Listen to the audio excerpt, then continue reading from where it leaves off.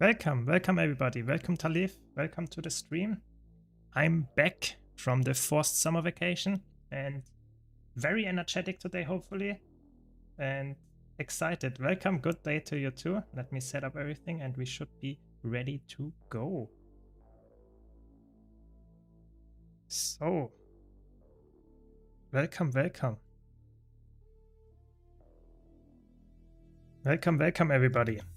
Are you excited for some gaming? I'm not sure if we will make some crazy gameplay today, but we can talk about a lot of stuff as usual. If you have any questions, any comments, anything on your mind about Guild Wars 2 and I guess anything else, let me know. We can talk about it. We have some hopefully nice discussions. Oh, that was a fast Q pop, very good. And have some fun. I just will do a little bit of everything, PvE, PvP, world versus world, just everything, and have some fun and answer questions, especially if you have new player questions. I always try to answer those because I really want to help get more players into this game, especially with the upcoming Hall of Monuments. I think there is a lot of stuff to go and work towards. If you're a new player, especially, you have so much stuff to do. There's a lot to explore, for sure. I've played Guild Wars 2 for like 2 months now, and your videos have always been helping me. Thank you so much. Yeah, I really appreciate your kind words there. And that's the whole goal of my channel. I try to make content for new players to ease the way into the game and generate, therefore, more veterans in some point. And I also want to make content for veterans because I think this game, or in general any game, lives by having nice players that are veterans to some extent and help new players into the game, because then you have a healthy environment for everybody. So yeah, I think that is definitely very important and I hope I can make that work. So yeah, thanks for giving me some positive feedback there. Really appreciate it. So if you're wondering, here just playing some nice side-noting Elementalist and in PvP right now, and later we will do some more other stuff. I want to play some nice Reaper in World vs. World later. I want to play whatever my groups needs in PvE, like some raids, maybe some other things. We will see. But if you have any comments, whatever you want to know, let me know. Always happy to talk about stuff. But yeah, so in the last 2 weeks, nothing really crazy happened. So I, of course, continued to make YouTube videos, but I did not stream. So I want to talk about the stuff that is actually like coming up. So we expected there will be a patch, or the last patch of Visions of Eternity will be happening on the 1st of September. However, they confirmed now it will be not the 1st of September, but it will rather be the 15th of September, as you can also see here. So in 24 days, we will get the last Visions of Eternity patch. That was confirmed. It was delayed.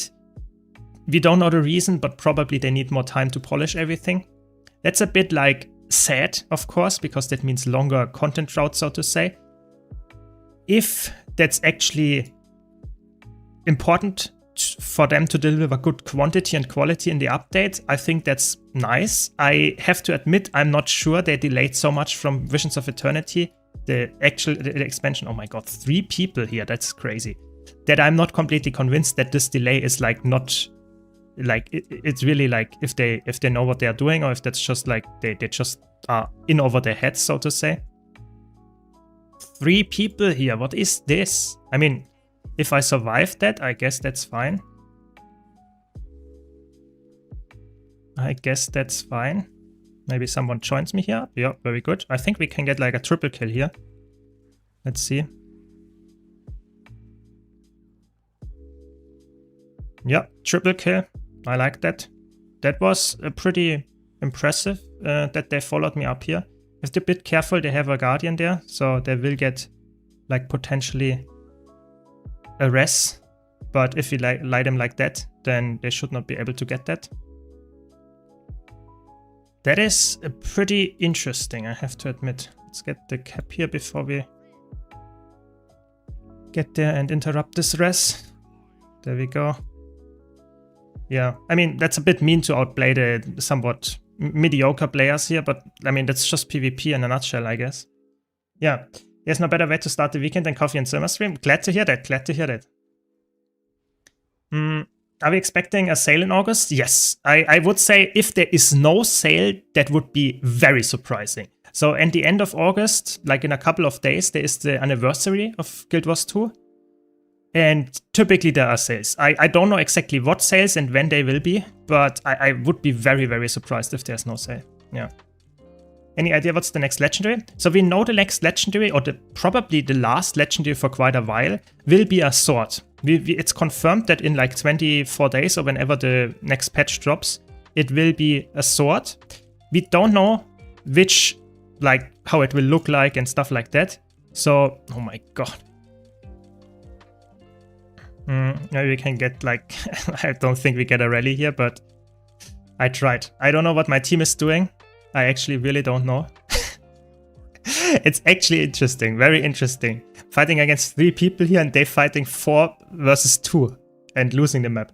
Yeah, either way, so it's a sword. It's confirmed it will be a sword. It will come with the next patch.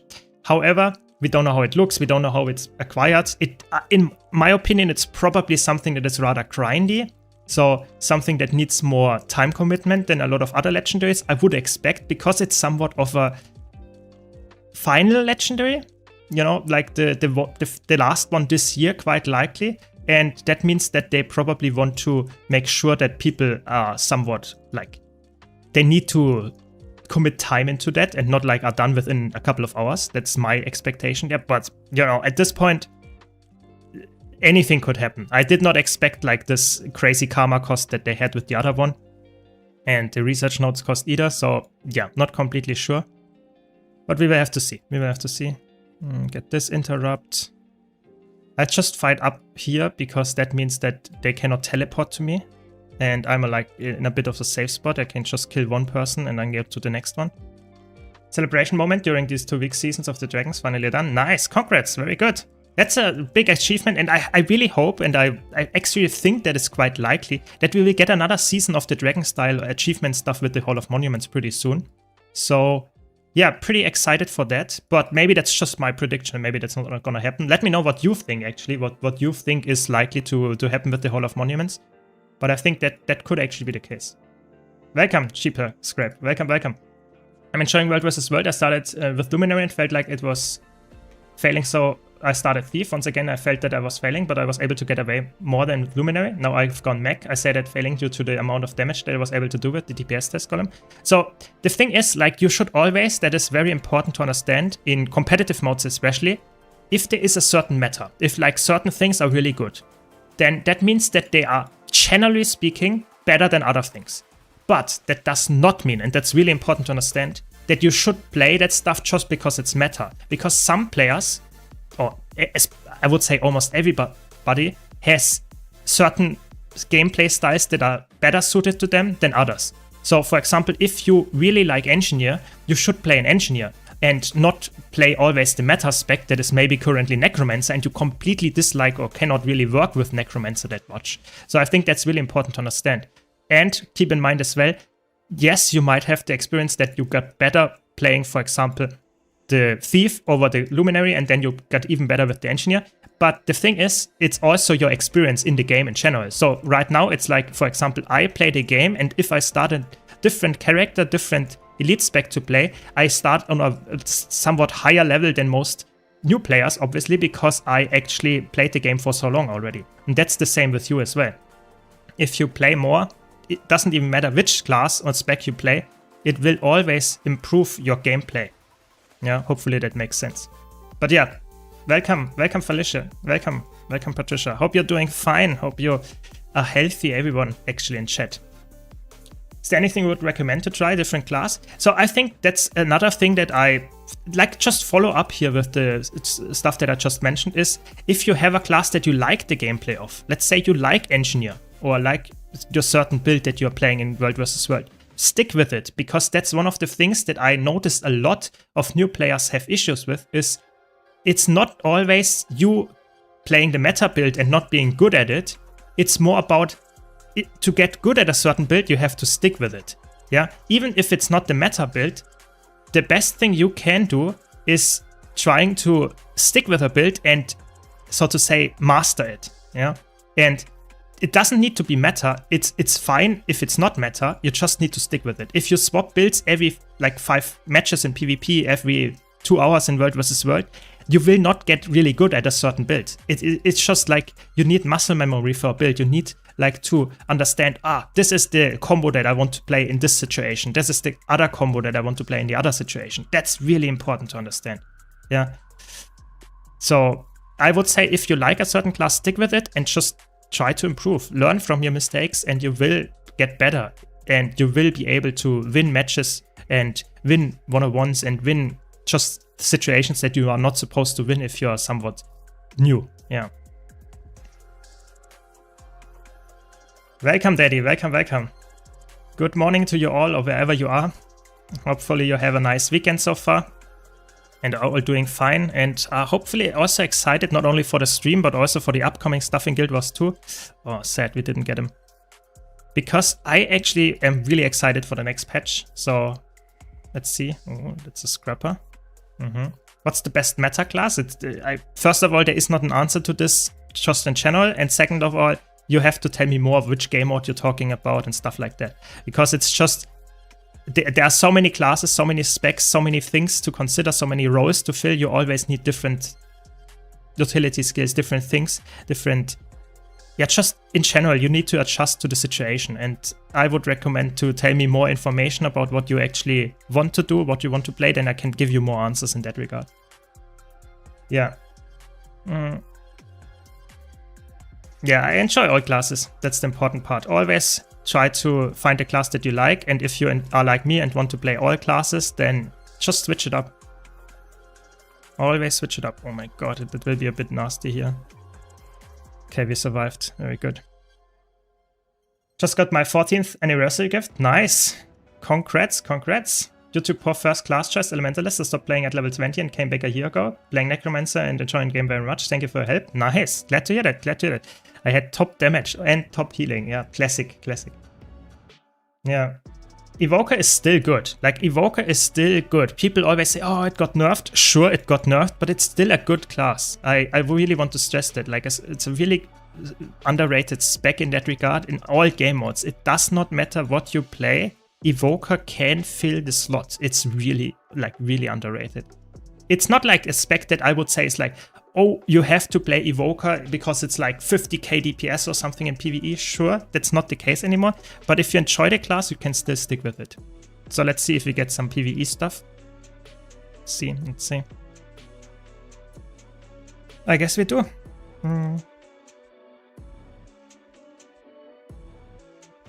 Welcome, Goku Runs. Welcome. You've done an Alacrity TPS Evoker build just the other day. Do you think I can use that build with Celestial gear? Yes. So the Celestial, you can play it definitely with, how can I say? Celestial gear in group content is typically reserved for healer slot. But if you don't have any other option and you want to play an Alacrity TPS version, I might even be able to play it in this one here.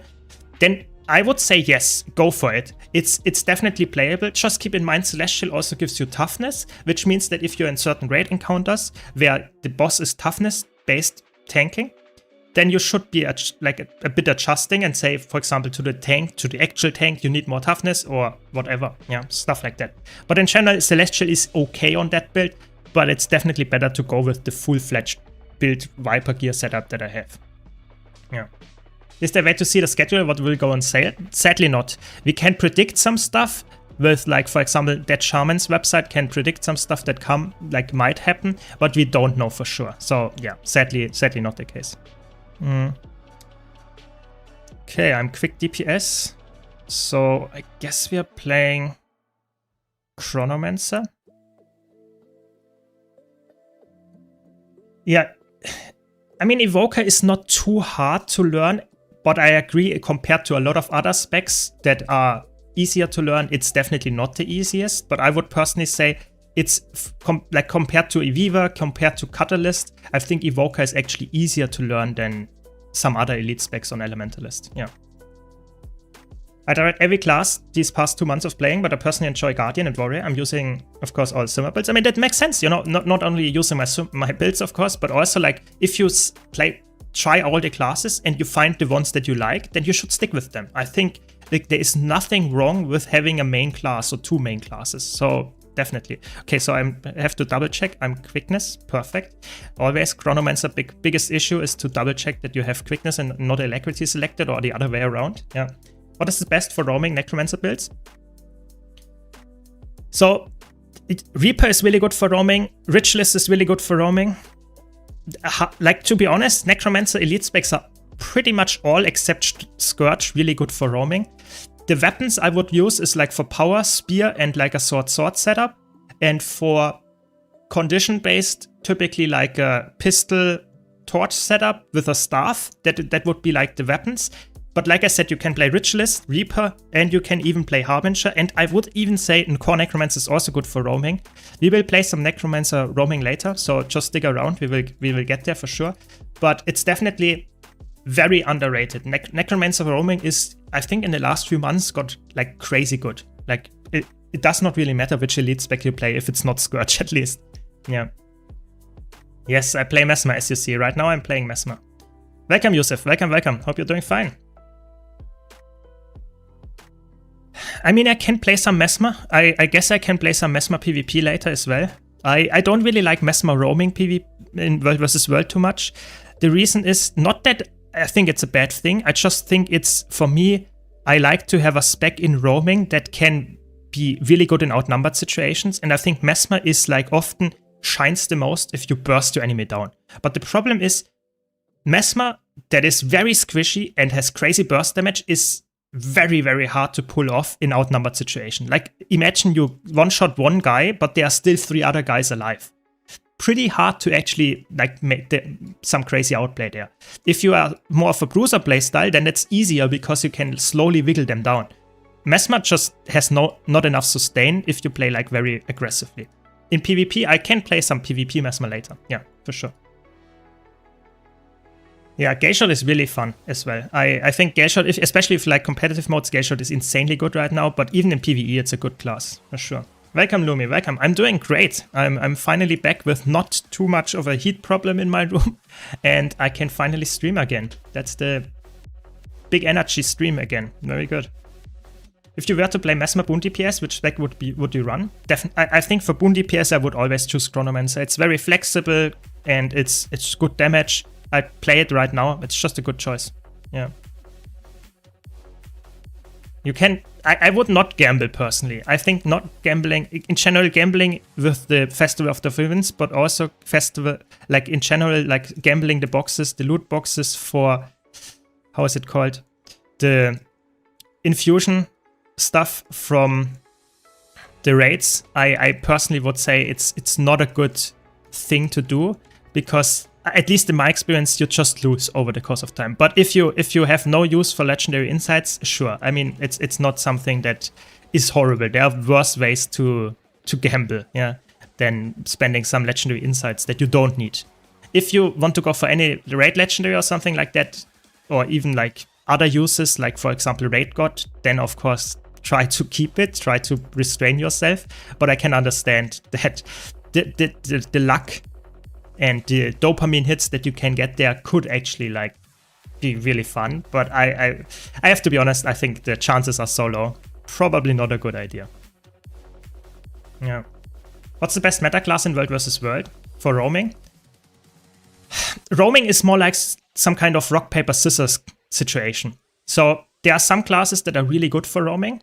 Like for example, I would say like Gale Shot can be completely destroying stuff. You can have, for example, like, imagine like one of the best roamers, in my opinion, is like, for example, some melee-based Conduit. But it's a melee-based class. If you fight in Gale Shot, which is pretty ranged and has a lot of like fast movement, the melee class will never get in range for the Gale Shot to actually get damage. Therefore, even though I would say Conduit is an S-tier pick for roaming, it gets completely destroyed by a Gale Shot. And that is like this rock, paper, scissors thing. So it's like every class has really good specs. They just shine in other situations. Does that make sense? I hope it does. Yeah. I know there are some tanky Mirage builds as well out there, but what I want to stress here is that for Mesmer, personally, I think the issue that I have is that I just don't like it so much for roaming. Like I think I like to play it in PvE, but in competitive modes, for me right now, I'm not the biggest Mesmer fan. Does that make sense as well? Because it's just like, I like Mesmer a lot, but I think you have to always find a build that you also find interesting in the game mode that you're actually playing. And for me right now in World vs. World, I don't like this Bruisery Mirage playstyle. It's not my type of gem, right now at least. In the past, maybe I played it too much in the past. That's maybe the issue there.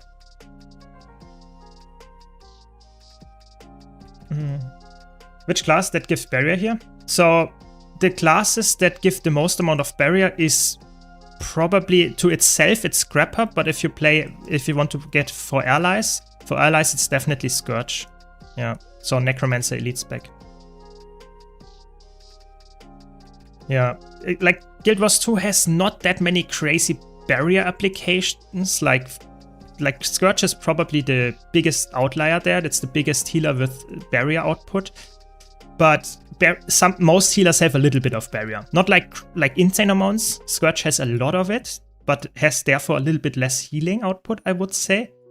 But for yourself, a lot of classes can do that. Like Amalgam, Scrapper, a lot of classes have self-barrier. Yeah. Welcome, chat. Welcome. Yes, I'm good.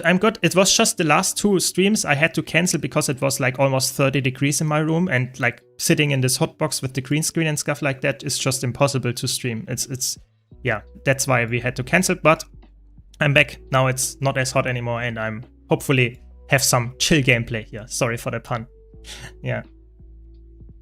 Bought previously like 2 times and got the Ascended Drakkar chest and the Ascended Tick Wattle chest and no infusion. Yeah, exactly. I think it's not bad. Like I said, you can get some good stuff as well. It's like there is nothing really crazy bad in there, but I would always say if you open with 200 of those legendary insights and like spend them on that, the chances that you get something crazy good is pretty low. So I would say for most players, it's not worth the risk. Yeah, that is what it's not a real risk, but you know what I mean. It's not worth the money, the time that you spend on that stuff. I would say just keep it, use it for legendary, use it for raid god, whatever you want to go for. Maybe even use it just for converting into like the other stuff that you can buy there into the Peerless Infusion and sell those. That's just on average more gold, yeah, than gambling and hoping for the big win. That's just the sad truth there. Yeah. I found my Virtuoso on Guild Chain. It's a power Virtuoso with Spear and Dagger. I like it. I mean, I think that's a good build. I don't like Virtuoso in competitive modes to play. I know it's a very good build, and I played it in the past, and I'm always surprised how good it is. But I personally don't really enjoy this playstyle. I think you know, that's just everybody is different, and I play every class, every build, and some of them are just better for me than others. Like, that is just how it is. I know a lot of people love Virtuoso in competitive modes. I just play it in PvE. For me, Mesmer, that's the biggest thing why I don't like Virtuoso in competitive modes, is Mesmer in PvE is really fast-paced. It doesn't matter if you have instant cast shatters or if you have, like, the cast time on your blade songs as Virtuoso. But in competitive modes, you often don't have quickness, which means that your cast time is completely destroying a lot of my fluidness of the gameplay loop that I enjoy so much of Mesmer. And in competitive modes, I really like this like instant cast stuff, and that's why I cannot get used to Virtuoso in competitive modes that much. Especially because you also have to face your target. Stuff like that is just for me it's not my favorite playstyle. Yeah. Can you link me the Spear Greatsword Luminary build? Which one do you mean, for competitive modes or do you mean for PvE? For PvE, I think, I mean, maybe someone in chat can do it, but you should always go to Snowcrows if you want to double check the most up-to-date version if I don't have a video about it. You can always go to my website. Yeah. Thanks, Patricia. Very fast as usual. Very good. Very good.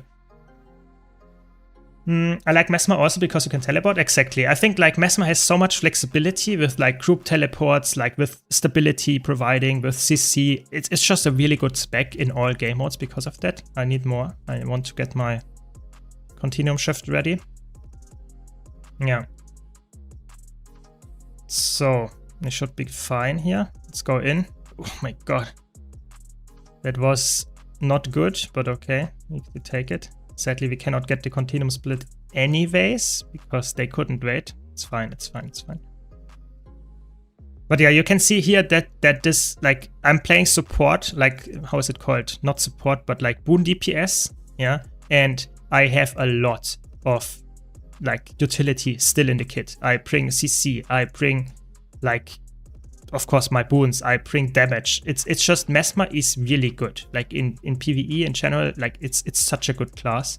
So I can highly recommend it if you enjoy having a class that carries in every single situation.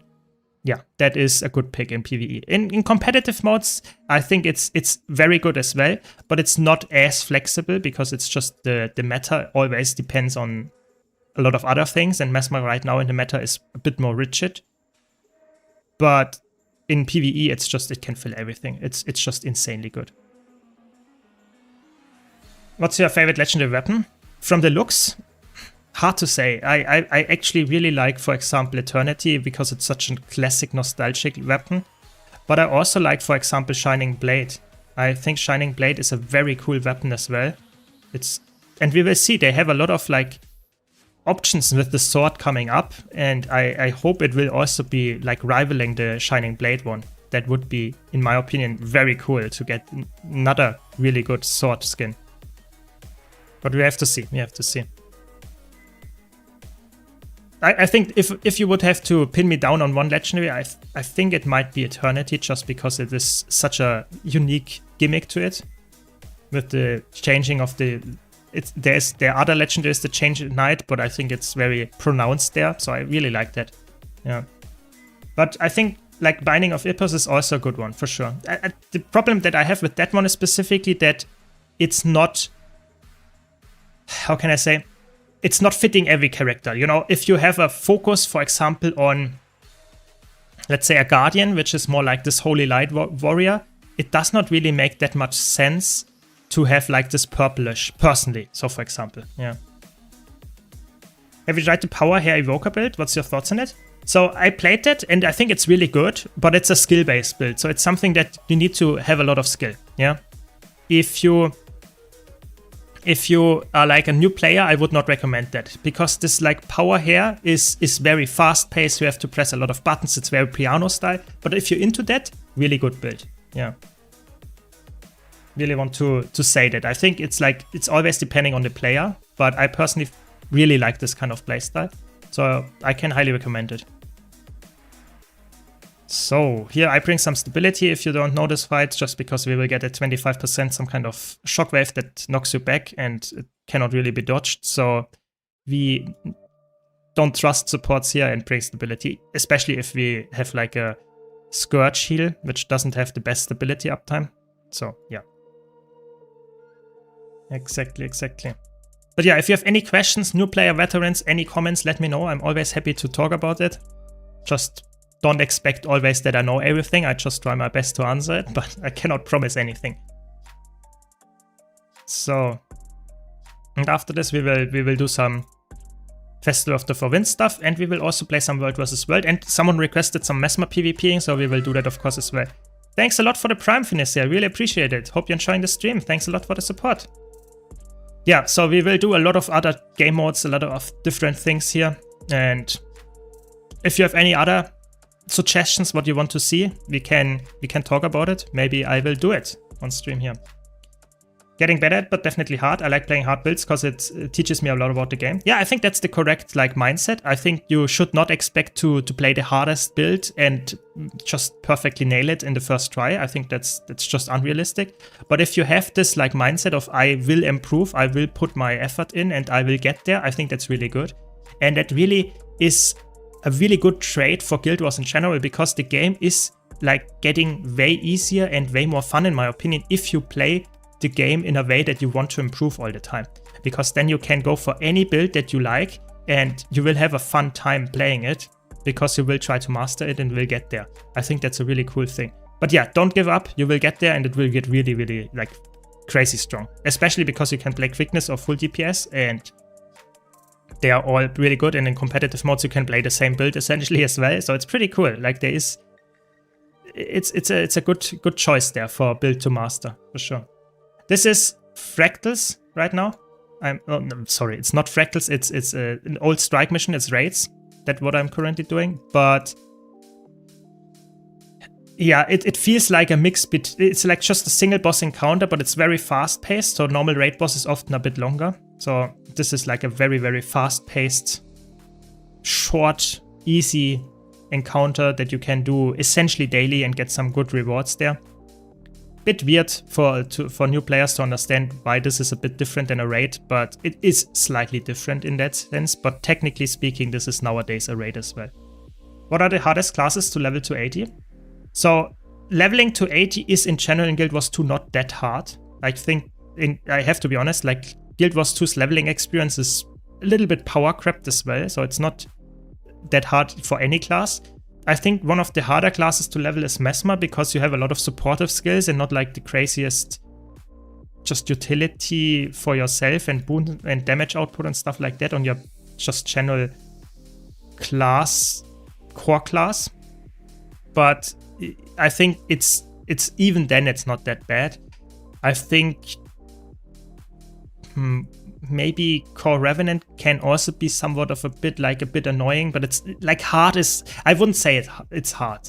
I think most classes are completely fine. It's just some classes are very easy and other classes are just a little bit easy. Yeah, and Mesmer is, I would say, one of the harder classes to level to 80 specifically, but after that it completely changes. It like gets 180 turn and gets one of the best classes in the game. Yeah. So let's leave and do Dragonstone. Regarding World vs. World, what build would you recommend to learn Thief? I would probably start with the Daredevil. You have 3 dodges, you have a really nice like gameplay loop of like going in, dealing damage. If you don't kill the target, go back out. You are very fast, you can run away. I think Daredevil is probably the best to start out with. It's not easy, but it's a really fun playstyle, and you will definitely notice a lot in terms of your improvement if you just play it more. Yeah. Which one do you like more, Guardian, Warrior, or Necromancer for World vs. World? Zerg as a DPS? Definitely Warrior. Warrior is right now top tier meta for DPS in a Zerg.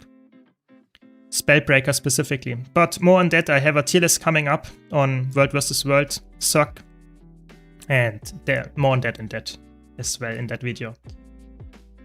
I was thinking about starting getting Legendary Light Armor set. Which way should I go? Raid or Obsidian one? So the fastest way is always doing a mix, because every single Legendary Raid Armor or World vs. World or PvP or whatever you are doing is time gated. So that means the time gates are just heavily locked things. You cannot get it within a week, for example, so you need to like wait longer. But if you want to get it as fast as possible and you don't care about the skins, you should technically go for multiple at once. Like do one PvP piece, one World vs. World one Raid one Open World one, stuff like that.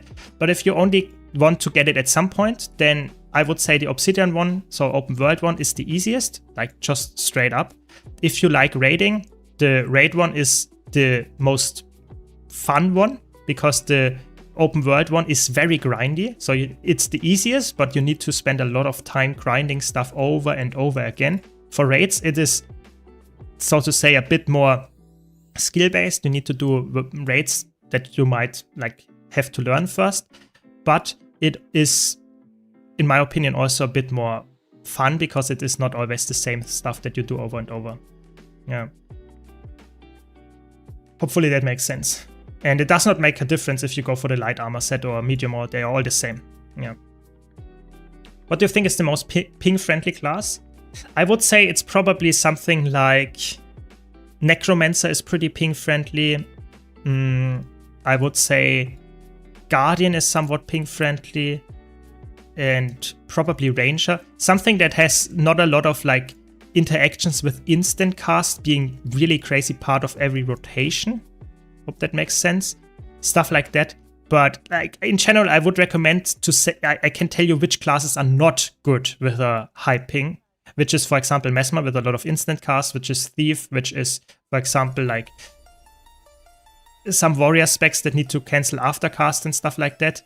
So I would say those classes are not that good, but in general, I would recommend like tankier classes that have like not a lot of aftercasts and canceling and instant casts and stuff like that. So Necromancer is probably a good bet for that. I'm a new Guild Wars 2 content creator and I was thinking of doing a whole community event. And no, it's not the most professional way to do this, but to come into your life and ask you. I mean, what exactly do you want to do? I'm always interested to hear what other content creators are planning. Yeah.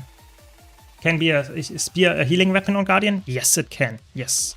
You can play it as a healer Guardian spec because it is like supportive by nature. It's not like crazy heal output as, for example, Staff, but you can definitely play it on a heal Guardian because it has some nice Condi cleanse, it has CC, it has essentially everything you want in one kit.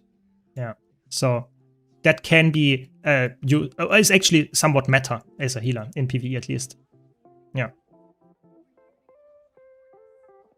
PvP legendary set is very easy. That is true. PvP is very easy, but you have to like it. I would never recommend playing PvP to a new player, to someone that just completely hates PvP. Like, you have to fight other players. You have to be fine with sometimes losing matches that you are not really like supposed to lose because your teammates are just worse.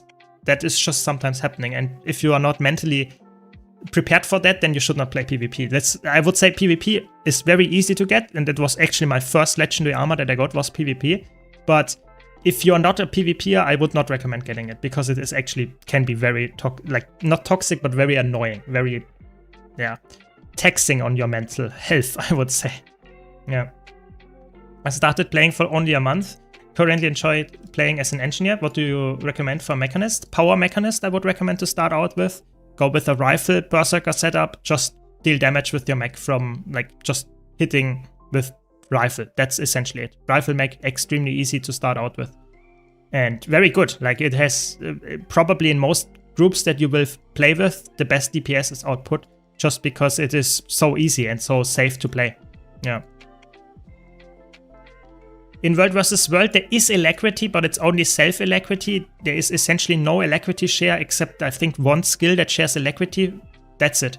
Like, they really removed it because they wanted to make the bunker situation less, so to say,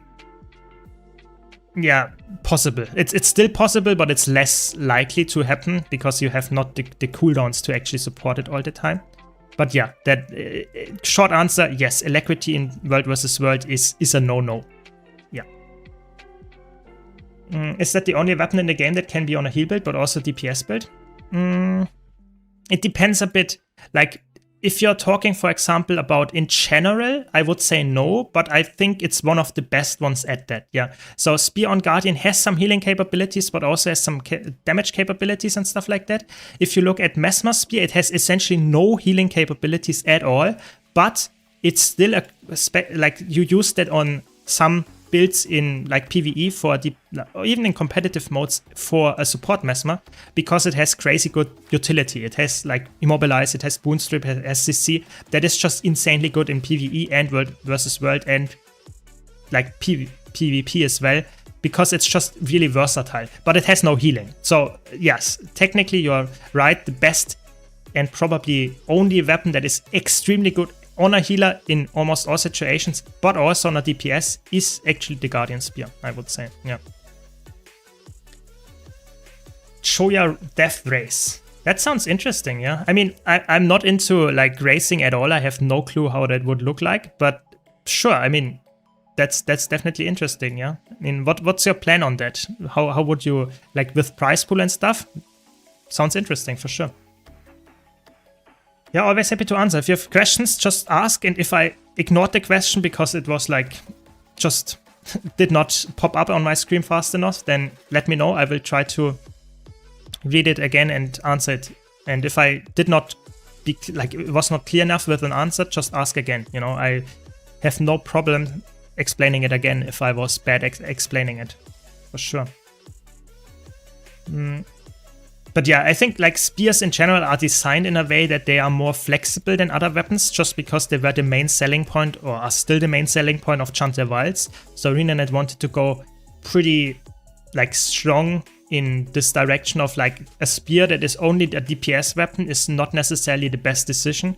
We want to make spears that are actually more flexible because then more players have a reason to purchase Chant Wilds. Yes, technically that's a little bit of power creep and it's technically also a bit like of somewhat mean to the consumer, but it's just they want to sell the expansion, and that's why spears are just more flexible. The Mesmer spear is really flexible. The Guardian spear is really flexible. I would say some spears are just general DPS spears, like for example Revenant spear, like the Warrior spear, like the Ranger spear. They are more DPS weapons, but it's in general like always a weapon that is more. It has a lot of things going for it, and if it's somewhat of a support and DPS hybrid, then you can typically use it in a healer and a DPS. Yes. Do you have all the skins in the game? No, I think no one has all the skins in the game, but I'm pretty, like, I have a lot of skins in the game. I have all the guaranteed wardrobe unlock skins, so that's pretty cool. But I don't have all the skins in the game. I think there are some skins that you cannot even acquire in the game, so it would be very surprising if someone had those. But yeah, I think I'm definitely one of the higher ones when it comes to the leaderboards in terms of unlocked skins. Yeah. How come you don't do Fashion Wars? I think that's the irony of it all, that I have so many skins and just don't engage with Fashion Wars at all, because I think it's like nice and all. I think if I get like a certain look on a character that I like, I just stick with it, and I don't really bother engaging with like fashion templates and stuff like that. Not because I don't think it's fun, it's just I like to play the game, yeah? So I don't want to sit in a menu and don't press my buttons. I like to like just actually engage in combat, and that's why if I have a look that I find somewhat suitable to my character, then sure, I stick with it, and then I play the game instead. Yeah, so I think everyone is different there, but I personally, I just don't care enough. That's the main reason here. But yeah, I mean, everyone is different, and I think it's a little bit sad that I have so many skins that I don't even use, but I guess that's just the name of the game. I'm more of a collector, so to say, than I'm like actually using it. Yeah. Last question, would you say the engine class is ping friendly, specifically the Amalgam? I would say I think it's more ping friendly than a lot of other classes, but it's not the absolute ping friendliest class, because you have kits, and kits are somewhat instant cast swaps that you can have, like, which is just like a weapon swap that is instant cast in a different utility skill. So I would say technically it's one of the better ones with high ping, but it's not the best. It's not like as good as a Necromancer, for example, but it's still pretty good. Yeah, I would say for that. Do you know what the website is for getting the wardrobe unlock skins? Yes. It's called Wardrobe Unlock Analyzer. I think that's what you're referring to. It's very good. You need to just use your API key, and then it shows you all the things that you have to unlock to get the best value of the wardrobe unlock and stuff like that. Really good website. It's called like I can link it to you. Give me a sec. Never mind. Patricia was way faster. Thanks. That was very good. I mean, what should I do without you? Very good. Very fast. That's it. Yeah. So Immortus XYZ. That's it exactly. And it's pretty basic, but it is so good. Like, it saved me at this point, like on my account, multiple thousands up to like 10,000s of gold, actually. It's crazy how good this website is, yeah. I can highly recommend it if you go for the wardrobe unlocks. For sure, really good thing. Really, really good. I'm trying to get a bunch of content creators. I was talking to Mighty Teapot about this too, about the race. Okay, interesting. I mean, interesting. Let me know. You can write me on Discord after the stream as well, and I can answer you there then. But sure, let's see what we can do. Why choose Warrior over Necromancer for World vs. World Circ? So I can give you the short answer here, but essentially, like I said, I will have a tier list coming up very soon on my YouTube channel.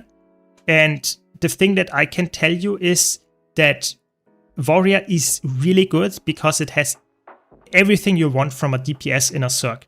It has damage, obviously, but it also, and that's the crazy part, it also has Boon Strip, like crazy. Necromancer Boon Strip is really, like, Necromancer has a lot of Boon Strip, sure, but Warrior has a lot of Boon Strip as well with Spellbreaker. It has a lot of self-defenses, you have like a lot of CC in the kit with your full counter, for example. You can even bring battle standard if you wanted to. The warrior is really good in a Zerg. It is really a class that is, over the course of the last few balance patches, just has risen to the top DPS pick.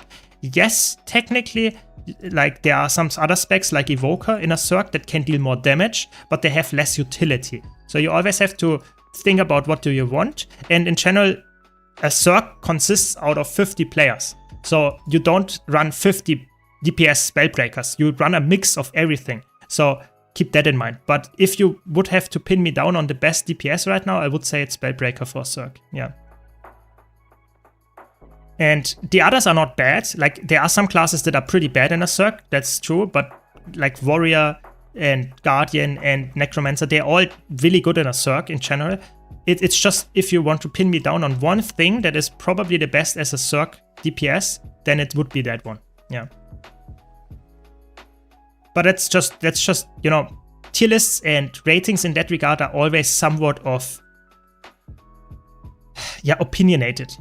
Not in a negative way, but everyone has a little bit of a different view on the situation. Yeah. So, for example, I value utility in all game modes more than just raw damage. If you have a full glass cannon build that has no utility at all, in a lot of cases that is good enough, but in some cases it's nice to have some utility as well. So I personally would always say a little bit more utility with a little bit less DPS is for me more favorable, and that goes for World vs. World Zergs as well. That's just how I've like just handle the game and the situations in the game for the most part, like build crafting and stuff like that. A little bit less DPS, a little bit more utility goes a long way. Yeah. Hope that makes sense. Best support in World vs. World. Supports are pretty, like, again, it's somewhat similar in PvE. You know, if you would have to say what's the best support, I would always say it depends on the situation, because you always talk about having like a team comp. Like having a quickness heal troubadour is insanely good, but if you have then to bring an alacrity DPS and you don't know any good alacrity DPS for your party in this specific situation, then it falls off. So it's always about the group composition. And that's even more so in World vs. World. So for example, Druid is extremely strong as a healer in World vs. World, but has the big issue that it cannot provide stability to its party. So that means that, yes, technically it's the best healer in World vs. World, but it has the least amount of stability output as a healer. So it's just generally really bad in that regard. So you always have to think like, okay, what does that actually mean? And the answer to that is, it means that you have to bring a mix of that, like bring a certain stability provider like a Luminary or a Firebrand. And that is a really good support because of that. Then you need to have some kind of support that provides a lot of Conde cleanse and healing. And then you might want to have some kind of offensive support that provides some other like boons, like might, resistance, stuff like that. And maybe even quickness.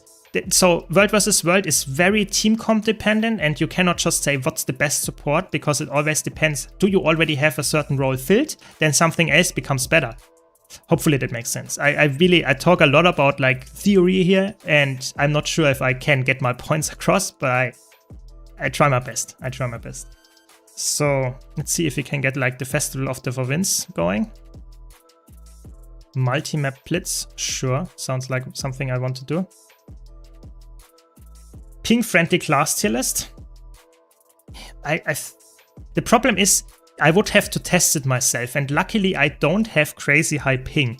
So for me that would be a bit harder to test, but I can, I guess, to some extent extrapolate which classes are good with high ping and which are not, because I played earlier, like 5 years ago or something, I had pretty bad ping and I played with that, so I have some experience there.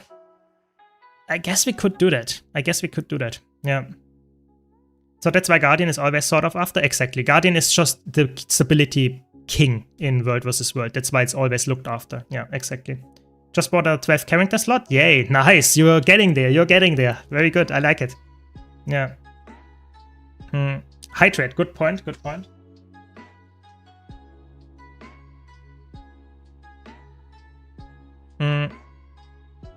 Gamble 1000 Sephirite boxes. Now consider subbing.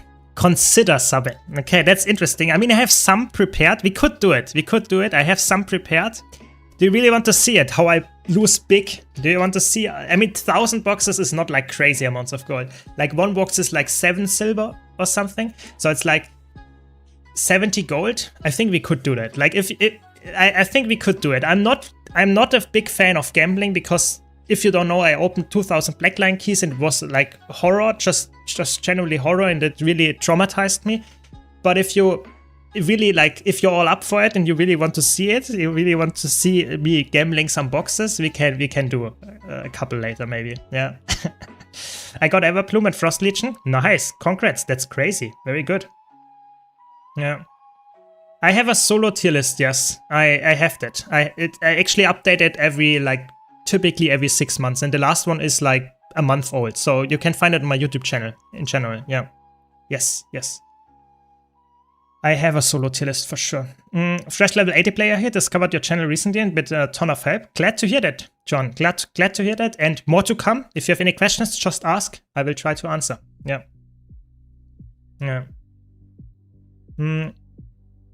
Sure. What is bugging you? I hit level 80 on Warrior and I want to level up 2 elite specs without going into the expansions because I don't want spoilers. Is it possible? How long would it take me to hit the level with the World vs. World method?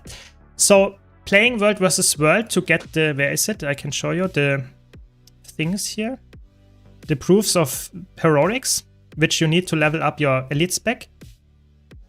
It depends a bit how much you play, but if you play a lot of World vs. World during 1 week, let's say you play 20 hours, I would say, let's say you play 20 hours of World vs. World per week, which is a lot in my opinion. But if you do that as a new player, you will probably be done within like 1 or 2 weeks. Like it's pretty fast, but it's obviously depending a bit what you play. Yeah, I can show you that in a second, but World vs. World is a game mode that, especially the heroics, are dependent on how you play. If you play like just capture some camps and that's it, and you do that for 20 hours, then it's not as efficient as if you play in a Zerg, for example. Like 50 versus 50 large scale and you capture camp, like keeps, castles and all that stuff, then you level up very fast, get a lot of them, and you will be done within a week. Yeah. But if you only capture camps, it takes way longer. That's just the whole World vs. World, yeah, dilemma, I would say. Yeah. I haven't done this in years, but you can add artificial latency to your local network using software. That's interesting. I'm not sure if I should do that because I know ArenaNet is very, like, for example, they ban people that use a VPN regularly, and because sometimes that has shady activity on the certain, because you hide your actual IP address. So I know people that got banned for using VPN because they have then better ping doing that. So ArenaNet can be a bit like very strict on that, and I don't know if I want to engage with stuff like that. But I think that might be a solution to actually make this tier list of like high ping tier list, so to say, actually really believable. I think I might have to consider that then. Yeah. Thanks for letting me know. Very interesting. Yeah, I have a lot of heroics, and the funny part is I have so many heroics in my wallet that you think that's all of them, but I played so much World vs. World and save everything. Like World vs. World and PvP, I save everything. Like I have over 50 reward tracks in the bank. I just don't open that stuff, and that means that I have I have so many boxes of heroics like just lying around that I could probably double this. It's just insane. I played so much over the last years and I never spent any of the heroics, that in the end it's just like stockpiling. And that goes for so many of my currencies. I just stockpile them. Like, look at the transmutation charges as well. Like, I never use transmutation charges ever. Hence, I have so many that almost every player that is into Fashion Wars will probably be saying like, oh my god, give me some. But I cannot sell them, sadly, or like give them to you. That's the sad truth. Yeah. You don't really need elite specs while doing core tier. That is true, you don't need them, but I think it's more fun if you have them. I would agree with this. Yeah, it's supposed to be anniversary week already, but they haven't made any announcement. I think they will announce it probably like on either Monday or Tuesday. I would be like, I think the weekend here they will not do anything. would highly be surprised if they do any announcement on the weekend. But I think they will do some announcement early the next week. Like in 90% of the likelihood, I would say that's what they do, because there will be some kind of anniversary sale. I would be extremely surprised if there isn't. And that just means they will probably make a blog post and say thanks for all the years and stuff like that. I can see it. I have, of course, no insider information or anything, so it could be completely wrong. But that's what I would predict. Yeah. There's an automated system that bans dodgy activity thanks to VPNs. That will happen if that's your account will get suspended, and you will have to send an email to ANET support in order to get unblocked. Using VPN isn't against the US, it's only triggered an automatic security system. Okay, thanks for letting me know. But it's a bit annoying, especially for a content creator to do that. But I guess you are correct. I think it's possible. It's fine. Just saying, I know people that got banned and you can get your account back. Yes, that's true. I'm just saying it's not... I don't want to have that happen necessarily to my account. If I can avoid it, of course. That's the whole point. So, let's clean the inventory. Do you have any advices on legendary obsidian armor? Just try to do it every day a little bit, if you can. Don't burn out. That's the biggest advice that I have. If you grind too much on the legendary obsidian armor, which I grinded a lot, I went for all 3, and the suffused ones, and did it like within a couple of months, like 2-3 months, it burns out very fast. So just try to play casually, try to have fun. If you just don't feel like it today, do it the next day. Just don't push too hard and don't make it so like, I have to do it, I have to play 2 hours per day. It just will lead to you getting burned out. Yeah. Yes. I watched some shows, sure.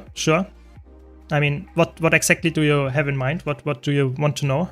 I can give you some answers there. So someone wanted to play some Mesmer in PvP, so I will do that. Where is my Mesmer? Too many characters? There we go. My favorite build was Staff Core Elementalist. It's terrible, but it's my first leveling build and it's fun. I mean, I think it's a Staff on Elementalist is just like very classic, just really classic, like type of build and playstyle. But I can definitely understand that it's not something that I would recommend to play if you want to like have a very easy time, because it's just Staff in PvE is pretty weak. Like it's a support weapon for the most part, sadly. Yeah. I did not watch House of the Dragons. Do you think it's good? Would you recommend it? I am always interested to get more TV shows that I actually think are good. I heard about it, I saw some trailers and stuff, but I have not watched it. Would you recommend it? Yeah. Yeah, I guess I can just transfer to NA. That's probably the best option. Should have thought about that. Yeah, especially as a partner can do that anyway for free. Yeah, that makes sense.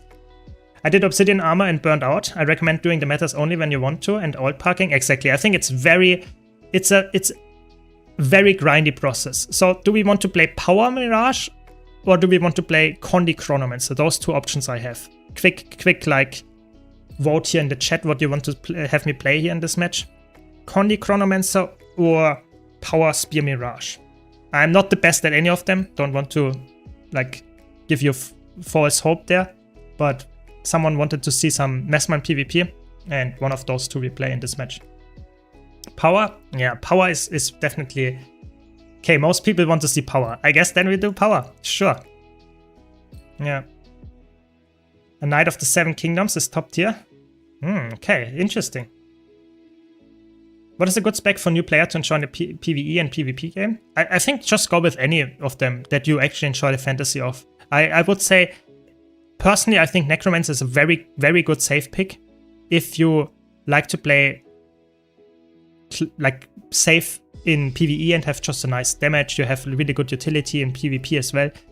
I think it's just a really generally well-rounded kit and very easy to get into Necromancer, but you should always choose the class that you like the fantasy of the most, because every single one is viable in PvP and PvE. Yeah. How many base crit do I need for it? For power DPS? So Luminary, if you go with Radiance, you need 50 base crit. If you go with like not Radiance, you need 75 base crit. Yeah. So either you go with Assassin setup or you go with a Dragon setup, essentially. That's basically it. So a video about being a content creator in Guild Wars 2, and I took that to heart, and that's the reason why I'm trying to do a lot for the community events. I mean, that's really great. Like, I should do more of that as well.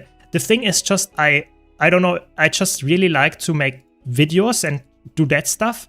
I think community events, you need to be very active, you need to organize it a lot. And for me, I think that is, you need to be the person that actually is really social about that stuff. I really like to, you know, talk about the game and teach stuff. I don't really want to organize a lot of events. So I think it's great that you do it. I just think it's, for me, it's like, I would not really, like, I'm not feeling like it to organize it. Okay, so now I have to concentrate. I will answer some more questions after that. Yes, I play PvP again. This is a very squishy build, so I don't want to grieve here by, like, talking to chat too much. And I think we can go there. How many people are there? Okay.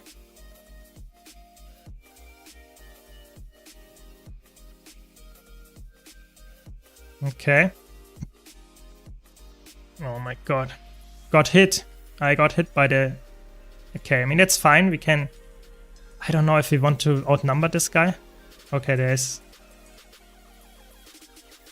I don't know. That's not a good thing to leave in a 1-on-1, but I don't want to outnumber someone that is actually made for that. So this is the problem with this build, is that you have to be very... I think I just go for the decap. You have to be very aware of the map state. You have to rotate a lot. And you're very squishy. You just want to go engage, deal damage, and if it doesn't work, you just go back out and go somewhere else. You play like a thief. That's essentially it. That's essentially it. We saw that someone is coming here, so we just hide here and fight against the Virtuoso, I guess.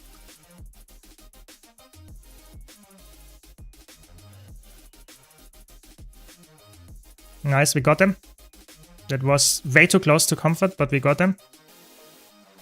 Another one approaches. We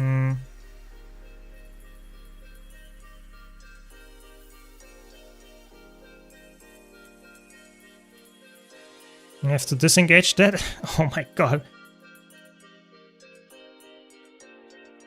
Let me live.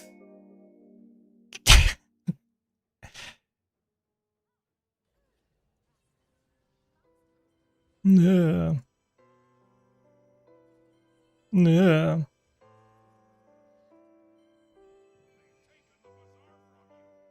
That's so scary. And the confusion hit me. That's a bit annoying. Okay. So, what is this build actually? What am I fighting here?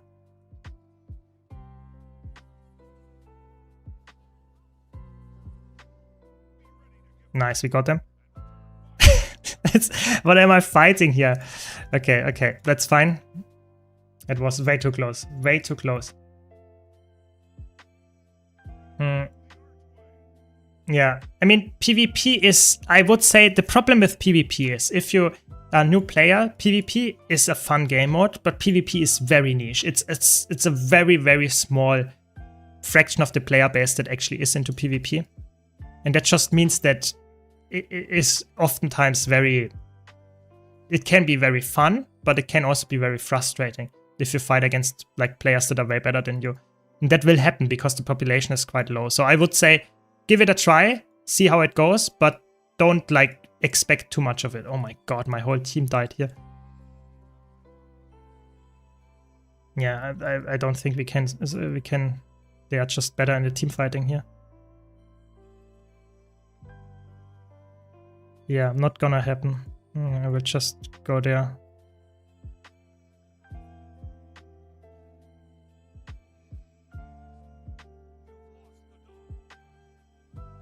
Oh my god, of course that pin down hit me as well. Yeah, that's not gonna work here.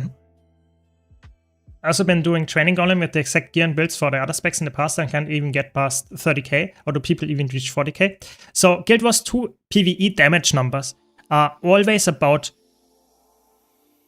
having the perfect gear, but then at least 50% of the time it's not only the gear that you need to have, it's also the rotation.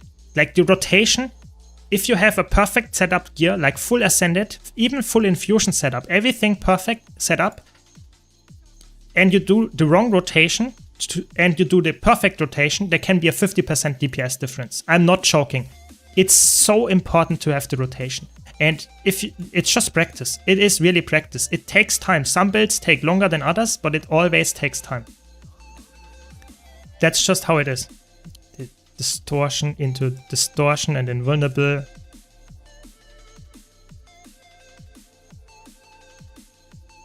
Oh my god.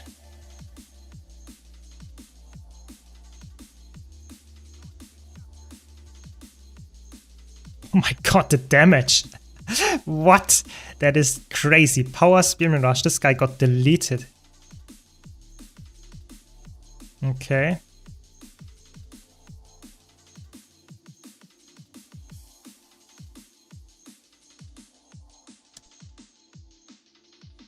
Come on.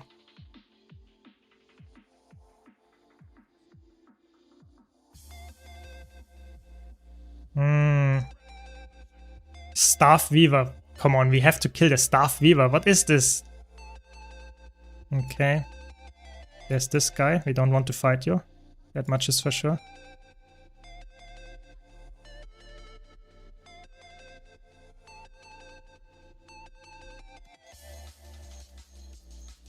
We don't want to fight this guy. That much is a given.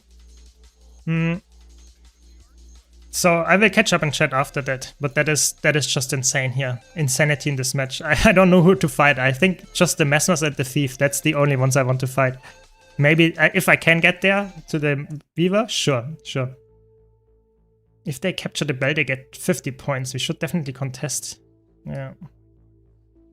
I capture here and then catch you. Because I'm fast, I should be fine here.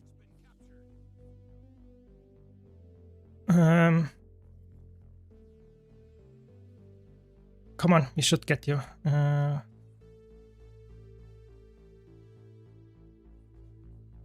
Nope. Yeah, not gonna help here. The condis are ticking and ticking and ticking. That's the problem here. So I'm a few weeks into playing a healer for the first time, Quickness Firebrand, and I learned two major things. Puck groups don't know how to stack or dodge. Good point.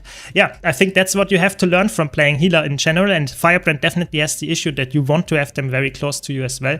Yeah, that's just, you know, you have to live with that as a support. You have to live with that and try your best to make that work still.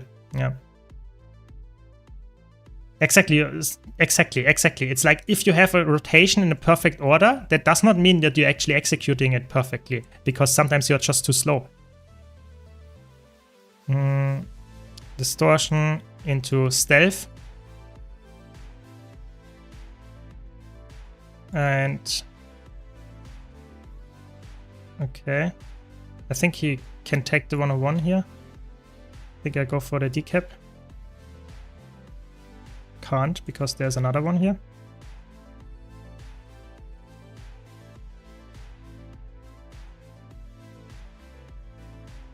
Okay.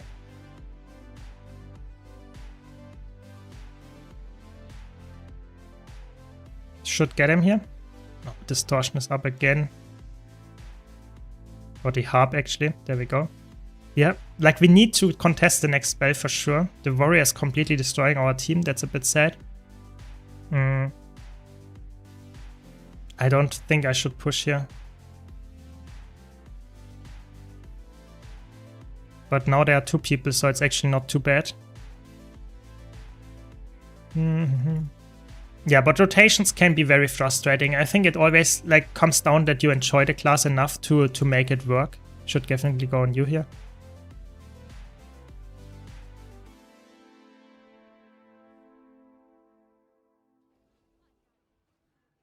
Mistimed it a bit. I mean, it's fine. We have two nodes, so if we can contest, that's good enough to me. The burn, like the condis from this condi Troubadour. Like, who plays that? Condy Troubadour. It's just insanity. But I think we should get the rally here. Get the big 11k hit. We like it. Yeah, exactly. Like, rotations it's all about rotations, doing it as fast as you can and sticking with the correct loop. That's the important part. Oh my god, the bell. Can we contest the bell? Probably not. They got the bell. We need to get the decap here. I mean, it's still winnable, but we are 100 points behind. Yeah, I reached 33k on my Virtuoso, 43 on the Snowcross. My rotation is 95% perfect and full ascended, but I feel like what truly matters is uptime, and usually at 92% and believe 100% was what I missed. I think the problem is that in most situations, so first of all, I would always recommend to put on, of course, boons and conditions on the golem so that you actually have, you know what you, okay. There are 3 people here. Can we get the interrupt here? We actually, did we rally? No, we didn't rally, sad. It was actually pretty fun. We one-shot this guy, but it was not enough. That was crazy. That was crazy. Yeah, I mean, it was a fun match nonetheless. Yeah, but like, keep up, like, for example, let's go and, for example, go to the golem, and I will show quiz this. Give me a second. Going to the golem, and you set up your conditions and boons on the golem, and then of course you have to have the correct like gear and food and everything, and then if you have the perfect rotation, you should reach the benchmark number. However, and that's the important part to note here, the really important part is that it's really tough to reach the benchmark numbers. Even if you have the perfect rotation and the perfect gear, it's quite likely that you cancel some kind of auto attack, that you just miss a certain like queuing attack or whatever, and that can lead to your DPS dropping like quite crazily. So it's like, let's go to Power Chronomancer, set up the boons here, get all of them, and then you can set up the golem. Typically you should set up the golem in like, make the conditions go there and apply only the conditions that are likely to have on there, like vulnerability, weakness, like vulnerability, like just like poison, bleeding, stuff like that, and like 5 to 7 conditions you can apply. But certain classes scale with conditions. That's why you should not activate all of them on then or in benchmarking, because that means that you will just artificially enhance your DPS number because it scales with the conditions, and in real fights you will not have all of them. But Mesmer doesn't have that, so you can activate all of them, and then you can spawn your golem, and then you can train the rotation.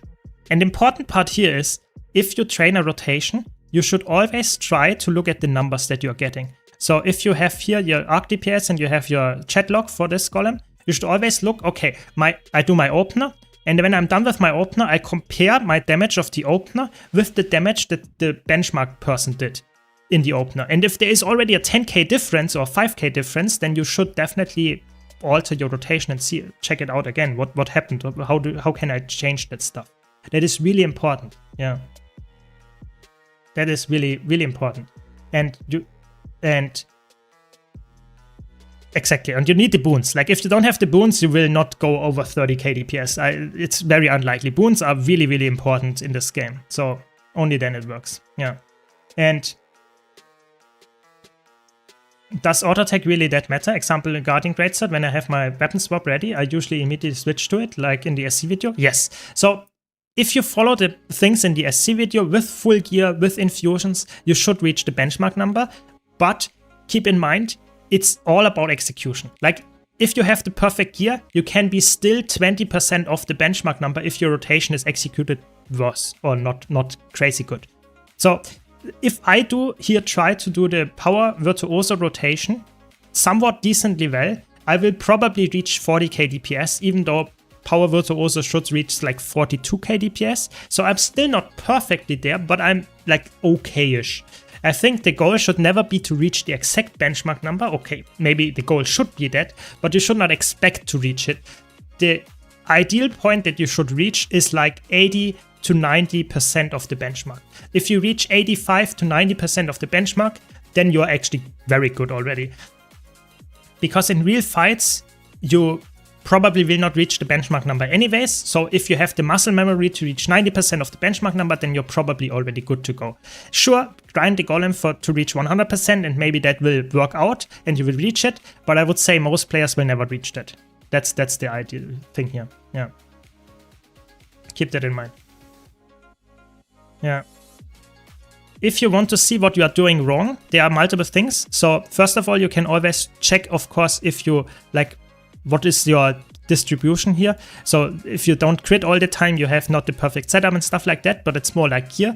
And then you should always, Arc DPS has the option that you can check your logs. So you can make a log of every single attack that you did, every single spell that you used in a certain rotation, in the certain order, and you can check it out if you actually followed the rotation correctly or if there was an interrupted attack, if there was maybe an auto attack too much, an auto attack too little, a cancelled auto attack. That's all like time that you lose that you could deal damage. And if you look at the logs, you will see that. Arc DPS logs are very helpful for that. Yeah. Yes, you can be a decent healer without Arc DPS. For healing, Arc DPS is not as important. You should just check if your boon uptime is there. That is really important, yeah. But other than that, for healing, it's not that crazy. Yeah. Yeah, 50k opener is not bad, but of course, like the opener is really high for some specs, the damage output, for sure. So it's definitely, you will definitely notice that 70k DPS openers compared to a 50k opener, you will definitely notice that in real situations, because, for example, in Fractals, often the fights are over after you did the opener. So that means that if you do the opener and you lose like 20k DPS in the opener, then your fight will take quite a bit longer because you, so to say, were worse than you could have been. So that's why it's so important to actually nail the opener. If you fail in the last 10% of the golem, that's in most cases not a big issue, because the fights are typically either over there or it doesn't matter if you fail the opener. That's the thing that you always do. So always try to nail the opener. Everything else is secondary. Really important, especially on power builds. Yeah. Yeah. But I agree with Linus. I think you should not obsess about the rotations. If you want to be like a crazy tryhard, sure you can do that, but I think it's not necessary. Like just trying to understand what are the most important damaging attacks that you have is often good enough. Yeah. Yeah. I agree.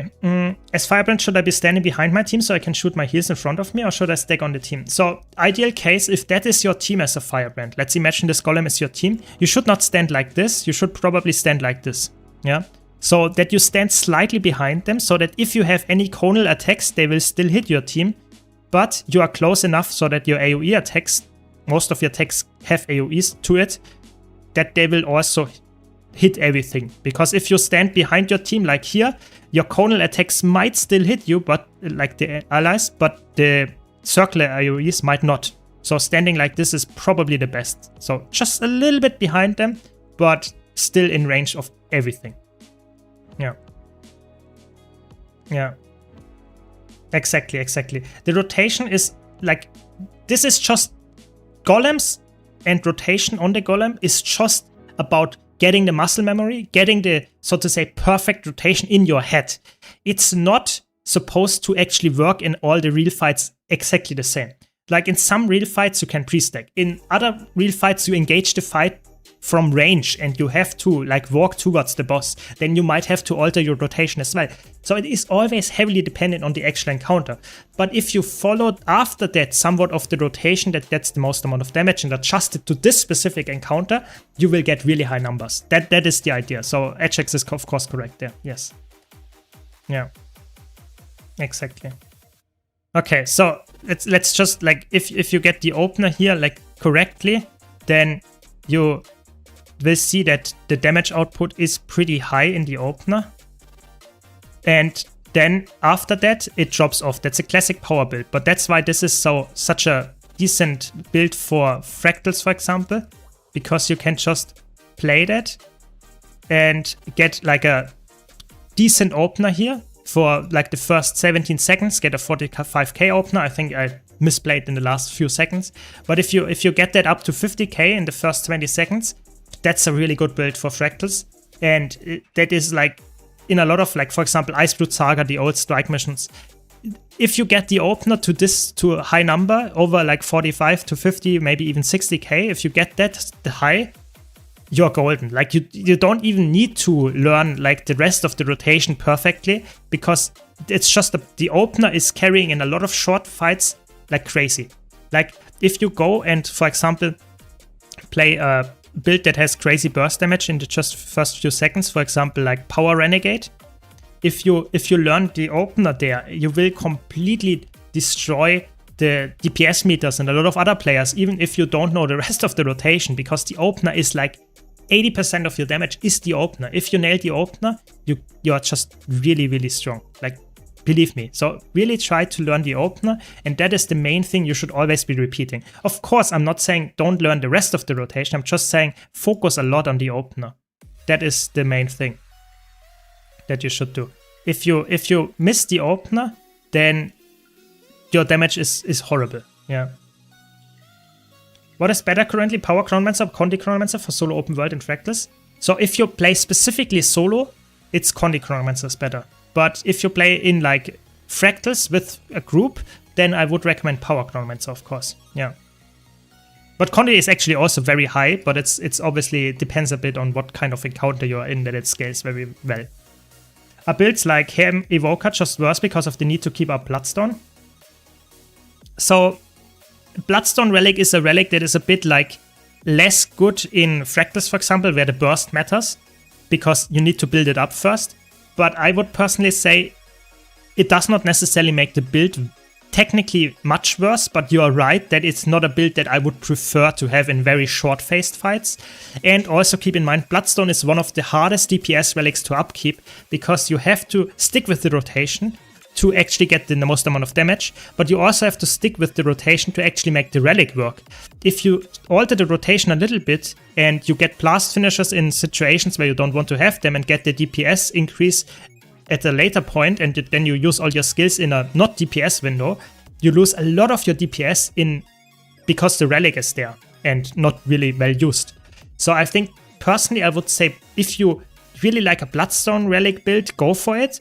But I would say in a lot of real fights, going for Fireworks or Claw Relic or like any of those, it's way easier to upkeep and way easier to maintain than Bloodstone Relic.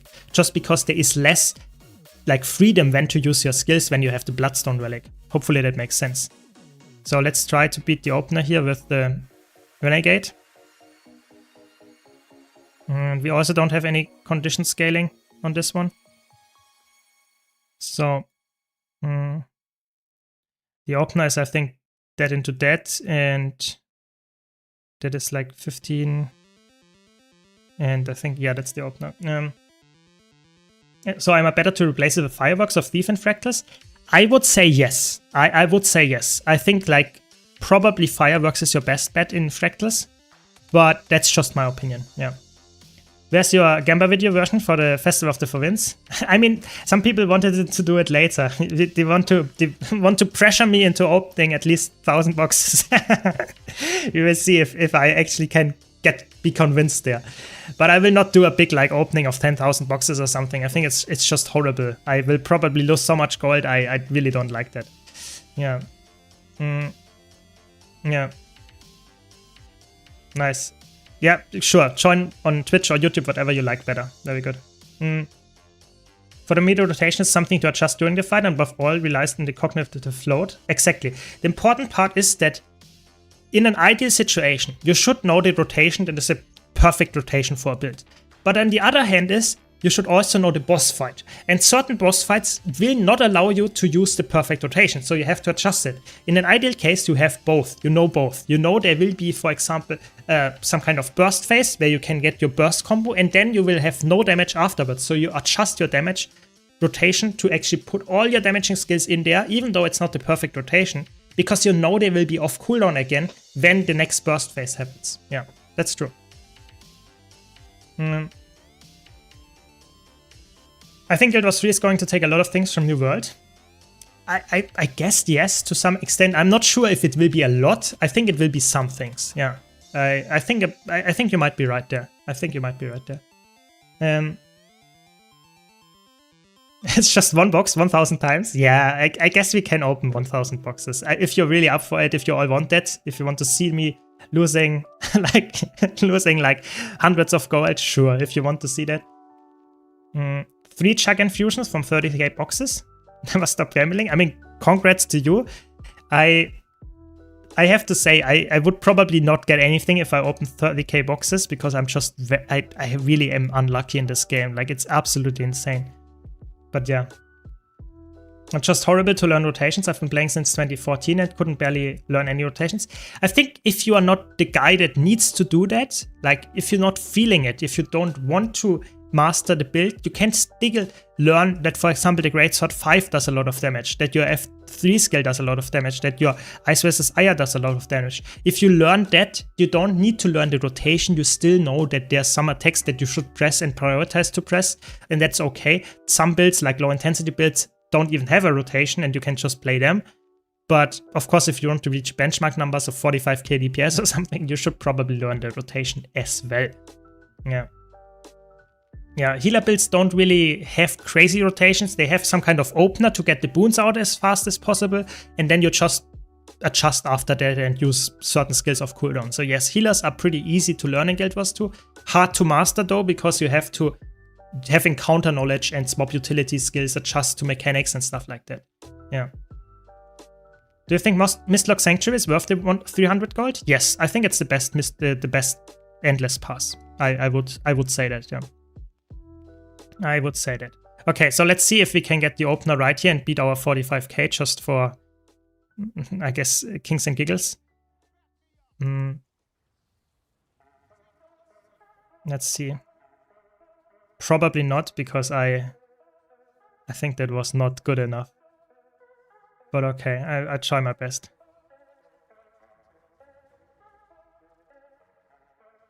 Yeah, we didn't beat it. We didn't beat it. Interesting that it says 16 seconds here, even though our DPS is lower. Interesting. But yeah, you see that the burst here can be really high, especially if you have a large golem. Like in some fights, you have, for example, a large hitbox. If you go for a large hitbox target here, let's do that. You will see how much more damage you can do with the Renegade here, the Renegade setup.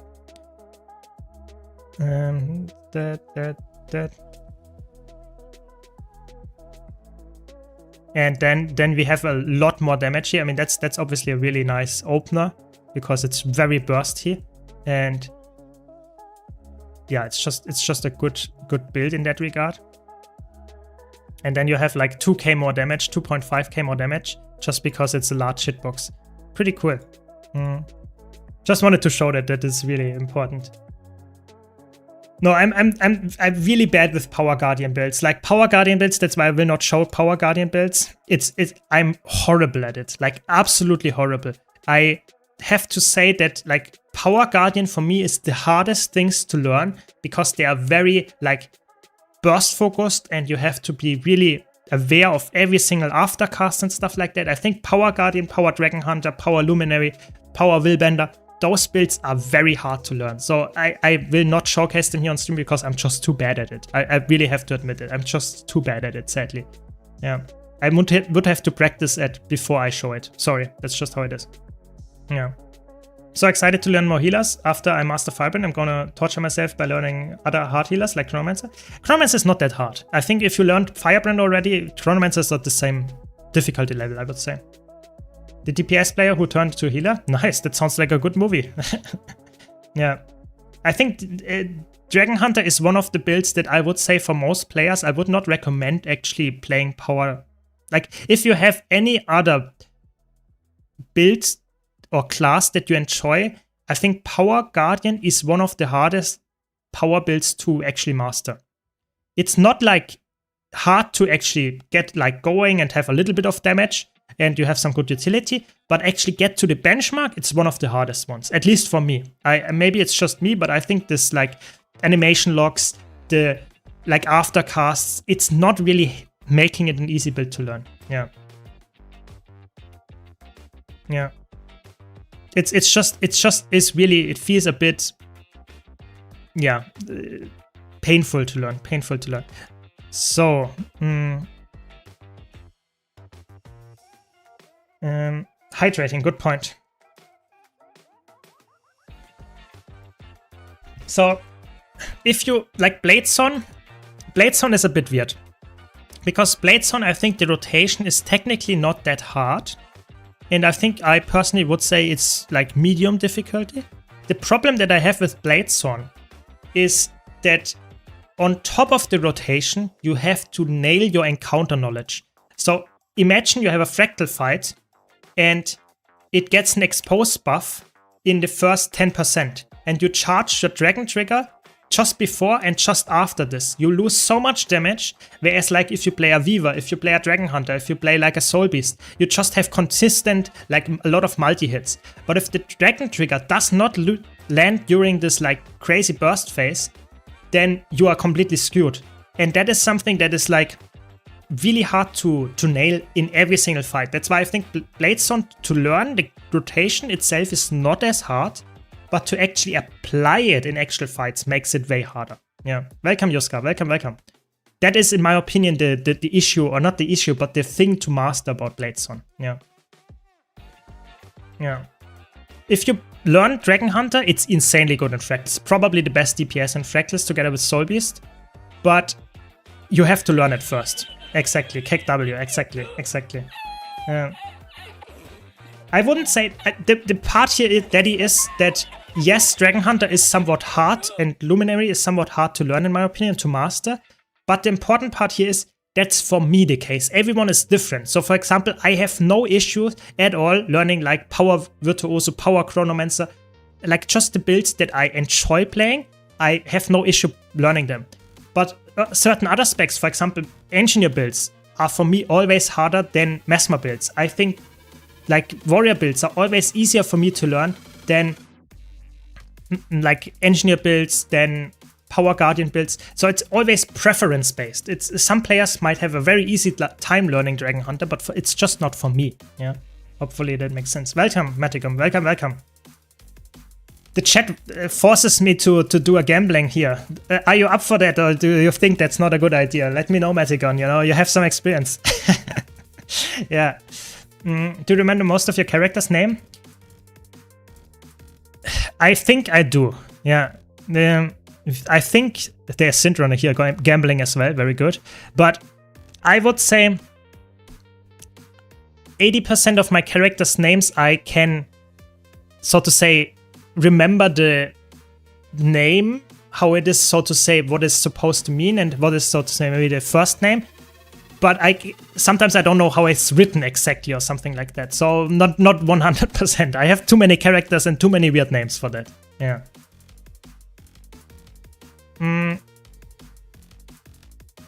Don't do it. Gamba is a scam. Go for it. It's a little. It's a terrible idea. You should definitely do it. I mean, the chat is split. I mean, I think the problem that I have is that I'm really unlucky. Like, really unlucky. Like, I have a couple of thousands in the bank. Not 1,000. I have like almost 1,000 in the bank. So we could do a little bit of gambling, I guess.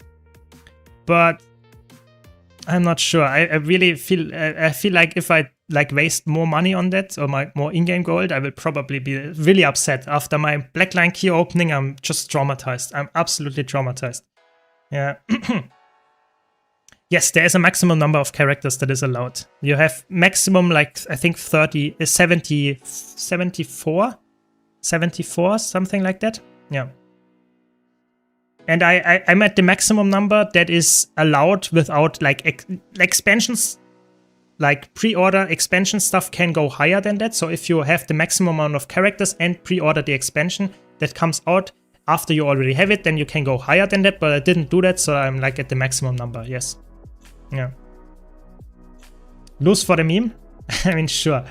Spend 100 actors and call it good? Yeah, sure. But one stack of actors? Sure. It's not worth it? So I made from 30k boxes 3 Chuck, 1 Queen Bee, 1 Aquarium, 1 Aurelium, and 1 Confetti. It can be done. That's crazy. It's actually pretty good. That's pretty good. Yeah, I mean, you know, we can get a decent amount. Like we get per ecto here 4. We have a decent amount of ectos, so we can gamble a bit. Like what do we feel? What is 500 ectos? Would be 2,000 boxes. If we like, you got almost 10.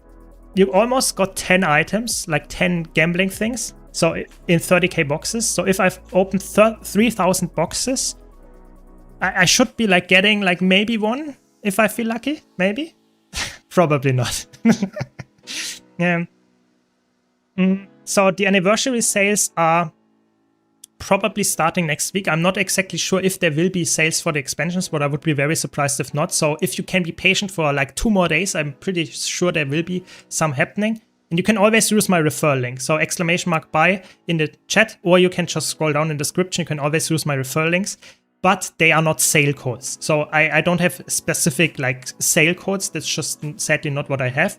But there will be sales coming up very soon. So if you use my referral link, then you can support me for free and get it cheaper. Yeah.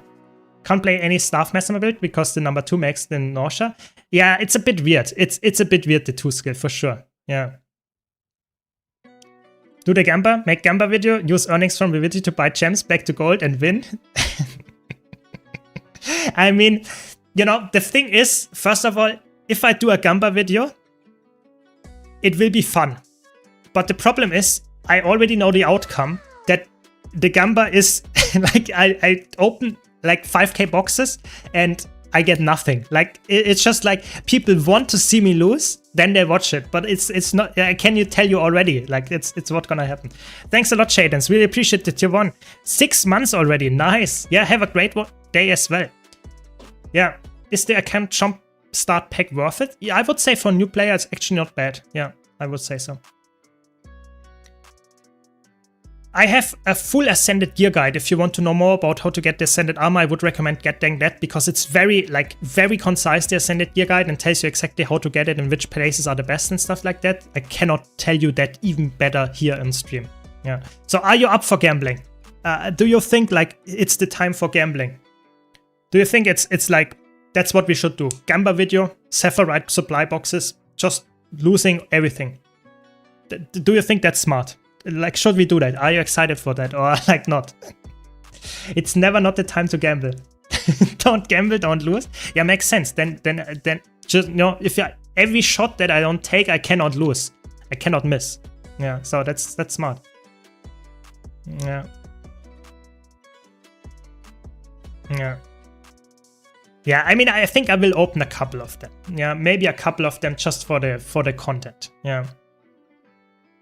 Just for the content, I guess. And the interesting part here is if I get some crazy drops, I will give them away anyway. That's what I will do. I will do some kind of stream and give it away. But I will be very surprised if we get anything because I opened it over the years and never got anything, ever.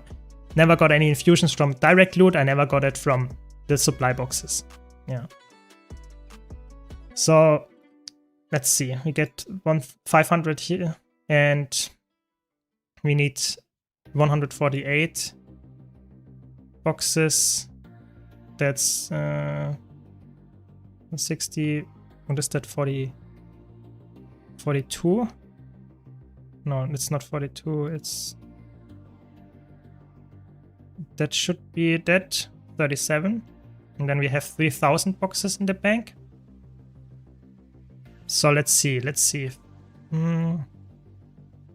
I will open it on a character where we have more space, for sure. Yeah, now we have 3,000 boxes in the bank. Yeah. Just in time for the Gamba? Yeah. Saved up your luck for today? Maybe.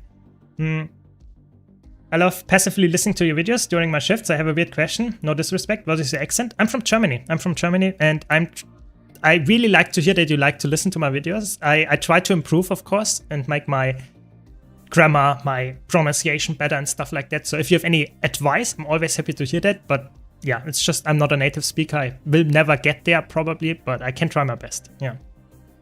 Gonna get the check for sure. Have you any opened on stream? So I have not opened any Sephirite boxes on stream, that is true, but I opened 2000 Blackline keys on stream, and you can watch I made multiple videos about it, like calculating the profit and just the actual showcase opening, and you can watch that. That's on my YouTube channel if you want to see the results. But I tell you, I'm not very lucky in this game. Yeah. Glad you hear that. Glad you liked it, Raining. Glad to hear that. Really nice. Tier list king. Yeah, I mean, that's true. I'm a really enthusiast about tier lists for sure.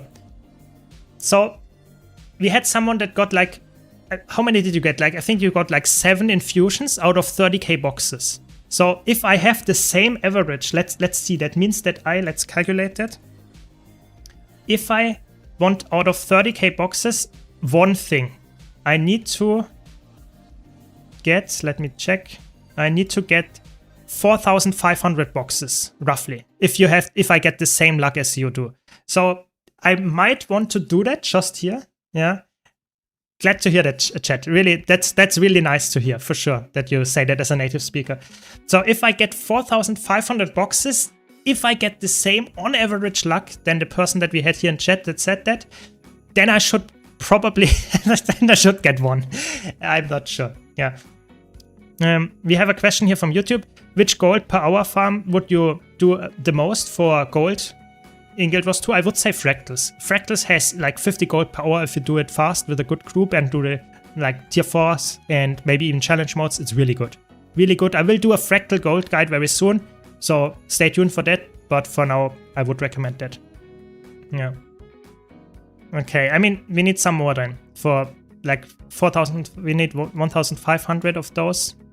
So that means like, let's say 500 more, and then we get like 2,000 more, and then we have 5,000 boxes. Sure. I mean, what can go wrong? I said a small opening stream. I don't go like 10,000 or something like that, but 5,000 I think we can do. Okay, you convinced me. A little bit of gambling. What can go wrong other than that I lose everything? So where is the character that I want to open it with? Too many characters. Main problem here. Can do it on you. No, we do it. I guess we can do it on you. If we have enough. I have 300 or something. So I guess that's fine. Should be fine.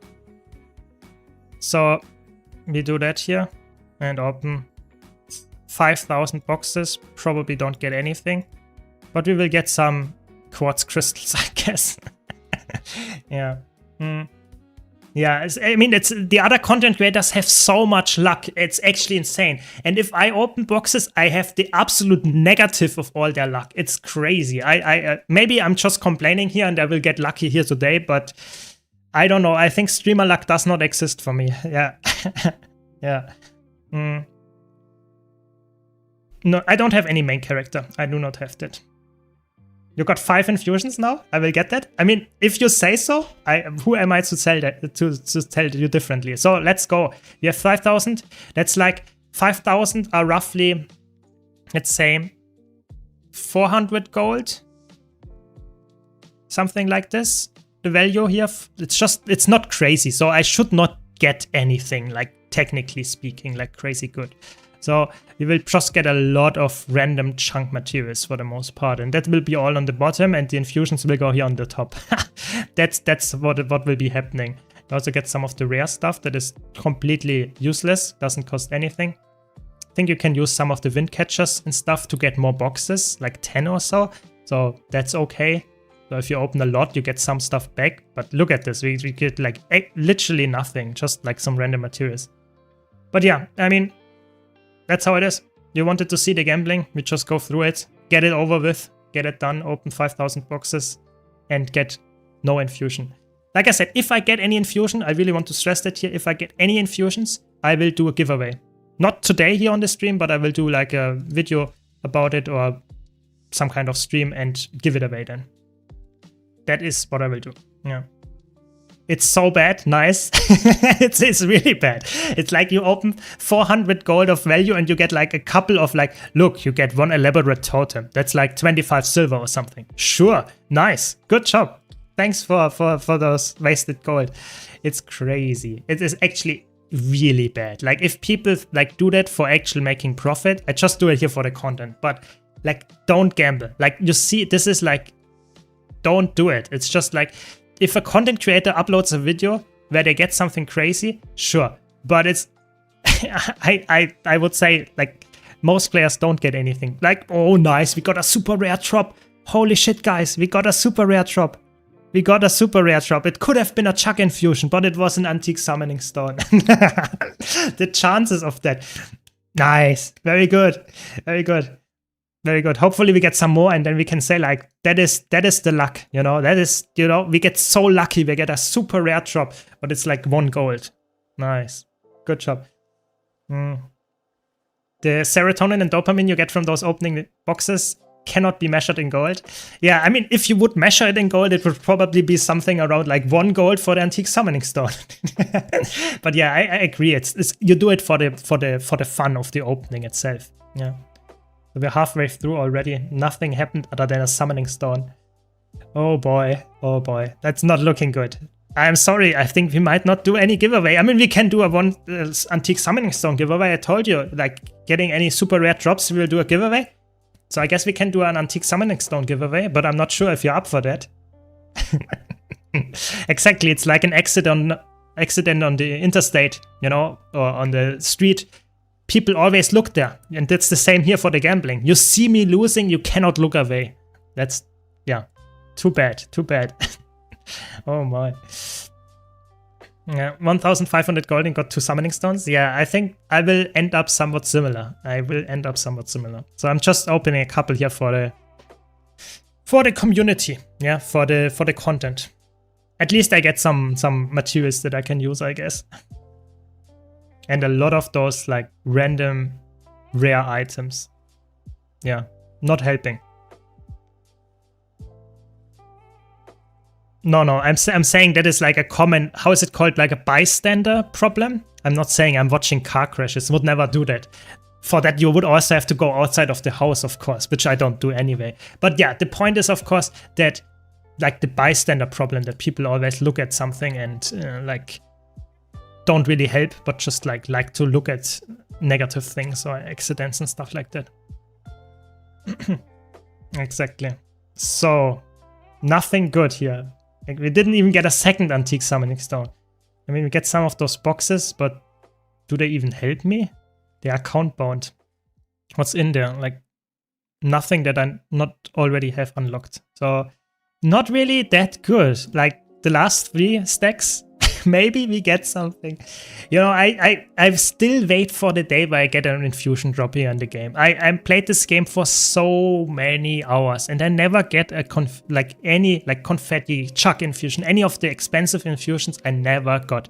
I think the only one that I really got that was like expensive was the ghostly infusion, which is obviously like not even considered as a rare drop. So last stack doesn't look good, my friends. I told you it will be painful. I told you. Yeah, that's it. We are through. that's gone.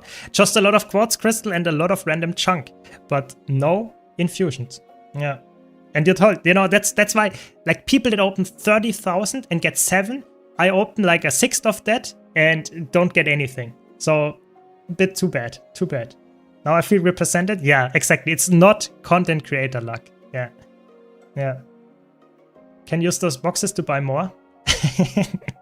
I mean, I guess we can do that, yeah. I guess we can go to the labyrinthine cliffs and buy more stuff. Oops, that's the wrong one. But yeah. Never gamble. Exactly, never gamble. Not in real life, not in the game. Not gambling. So let's go to the other location.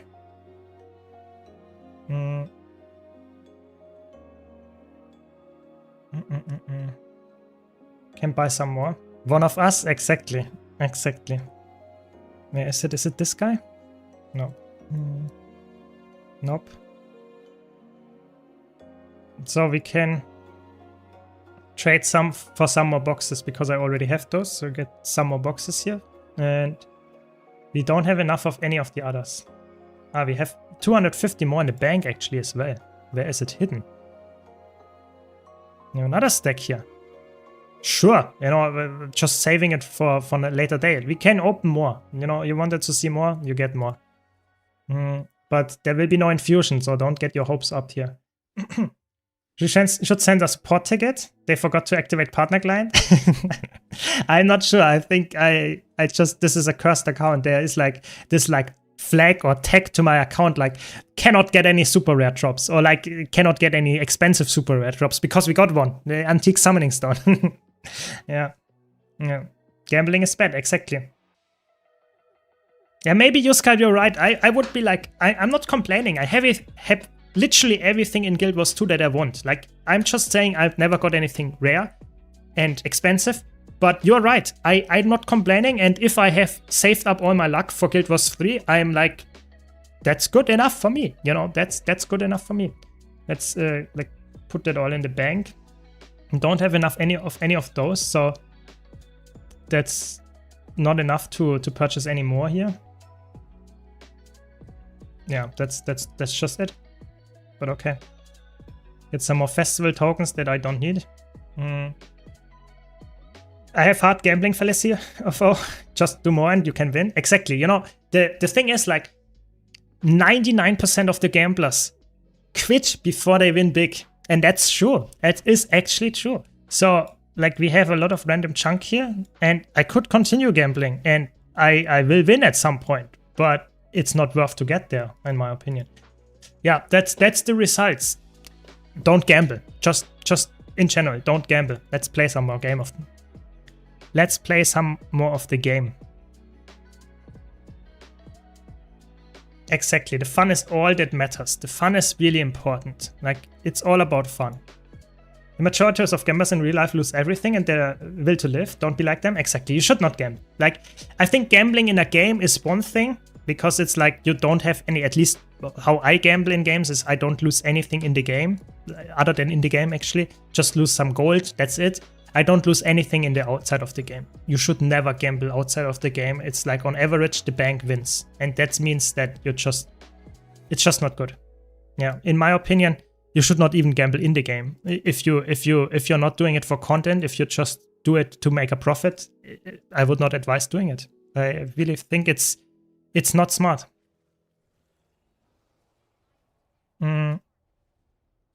You inspired me to gamble. If I win anything big now, I will send it to you to do the giveaway. Deal? I mean, sure.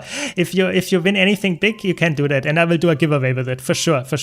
But I would not advise you to gamble. So if you got inspired by me losing the gambling, I'm a little bit like confused, to be honest. But sure. With my luck, it's easy. Sure. I mean, I'm not complaining. I like to do giveaways and give something back to the people. If you sponsor that, I'm not complaining. I agree, Roderick. I think matchmaking in PvP nowadays is also gambling. It's really, I like PvP. I play PvP in Guild Wars 2 every single day. I'm not joking. I play one match of PvP every single day.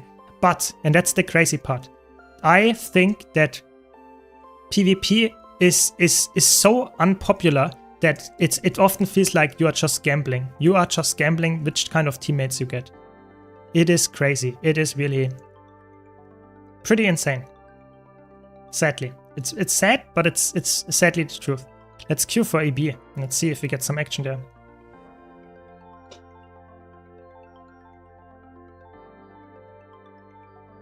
So, if you want to get into raiding, Markin, you can just start with raid quick play, which you can always find in the raid section and here in the training section, and then go to find quick play group. I would start with this, and then I would start the easiest raid ring is probably wing 4 or wing 1. Those two would be the easiest raid wings.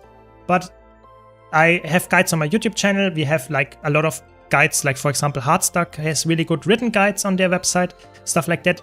But just jump in with the quick play, start with the easy raid wings, and if you want to start with like just single boss encounters, you can start with all the strike missions, which are also pretty easy. Stuff like that. Yeah, I would recommend that. Syrma's loot, rip. Exactly, 2014 to 2026. Yeah, I mean, it's just, you know, I'm farming and I'm losing essentially all my gold for gambling or giving it away. That's what my account nowadays is. But it's fine, you know, that's completely fine. I think for me personally, I have everything in Guild Wars 2. I have all the legendaries. I have all the skins that I have in the wardrobe unlock. So I'm completely fine with like giving my gold away or making content out of it. That's just how I think right now. I love the game. I play it with or without gold. That's how it is. Yeah.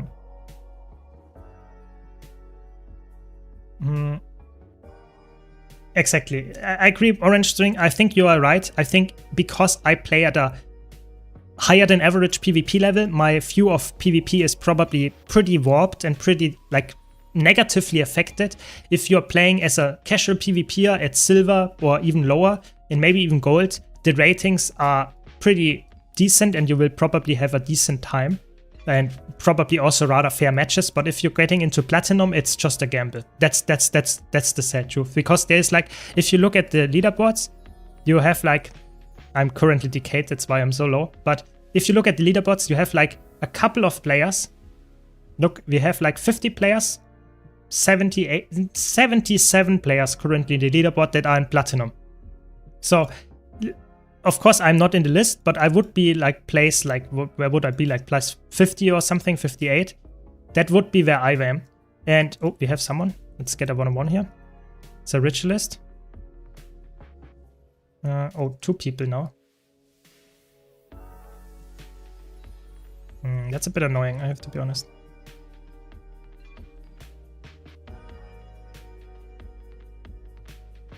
Okay.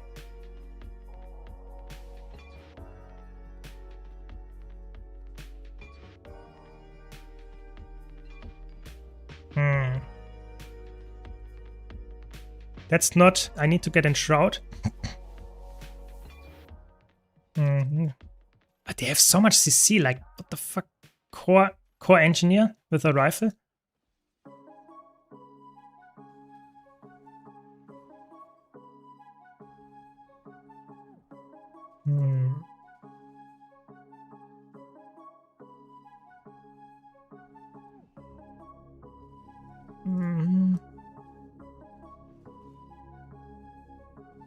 Maybe we can win it though. I will try my best.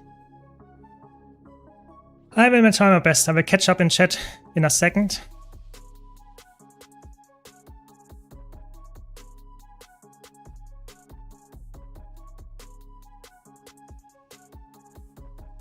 Nice, we got one. I like the sustain. Nice, we got one in a 1v2 and they instantly rage quit. That's what you get. Get this one here to get my relic proc.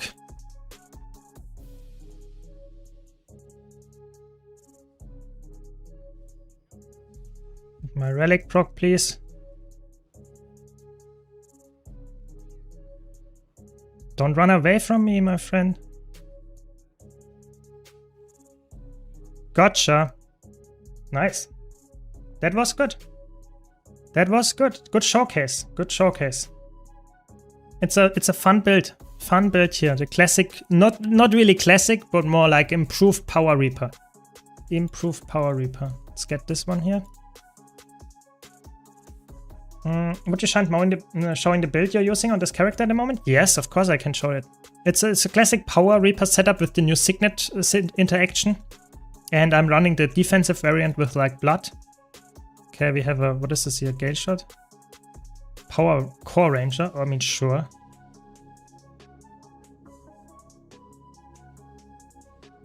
Not a big deal, but yeah, that's the setup, and we are going with like a Marauder weapon, trinkets, stuff like that. Marauder with Searching Rune, and just for movement speed, and I like to go with the Relic of the Living City. You can exchange that one, it's like just one of them that works. Oh, another one.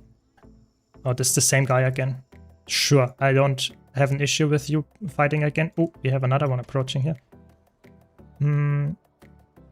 Let's get going. There are a lot of people here.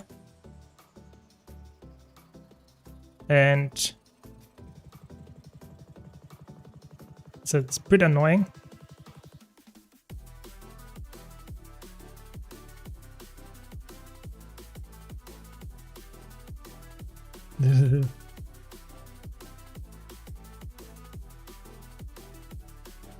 Yeah, that is too much. and now they are grieving me. Classic getting outplayed in a 1v2 and then like the classic PvP move and then like being toxic. That's good. That's good. Classic. Yeah, the poor core ranger. That was a bit sad. That was definitely a new player. But what can you do? Yeah, this is a classic. The setup here that makes you so tanky is the Blighter Spoon trait. This got buffed like a couple of patches ago, and it now gives you healing and life force every time, whenever you remove or apply a boon. It's extremely strong and makes it so that you heal a lot, you have a lot of life force generation, really fun build, really cool synergy. Yeah. Are there any achievements I'm gonna miss when I buy Legendary rather than crafting it? Not really. Like, Legendaries are generally not achievement bound for the most part. And the ones that give you achievements, that you have to anyway craft them yourself. Yeah. Yeah, Power Reaper is really good. Like, in general, Power Reaper is currently in a really good state in World vs. World and PvP. Yes, I just did it on stream here. We just did some Sephirite boxes. I will probably make a video and showcase that as well. But yeah, it is just like... I got a super rare chop. Yeah, I got a super rare chop. That is correct. But yeah, I would highly recommend like not gambling in general. Even like, doesn't matter what my outcome is. I just would not recommend gambling in Guild Wars or in general. Yeah. He's recovering from the gunbuy we forced him to do. Yeah, exactly. Recovering and killing some core rangers in World vs. World to get my enthusiasm back up. No, I'm actually really I expected to lose, so there's nothing that actually is upsetting me there. Yeah. Yeah. Oh my god, 160,000 boxes. That's a lot. That's a lot of boxes, yeah. And I got a couple of peasant drops. I'm not broke. Yeah, I mean, I would really like to know the statistics, you know? I would really like to know the statistics of ArenaNet, where they see how much boxes got bought and how much materials they actually, so to say, deleted out of the game. Because this is this festival is insane in terms of how much they delete. They essentially probably delete like a not underestimatable part of the economy's like materials. I would be very surprised. They delete so much, not only Ectos, but like all of the other materials as well. It's crazy. I mean, it's not a Zerg build here, but okay. It can get some damage out. But we should also run away now.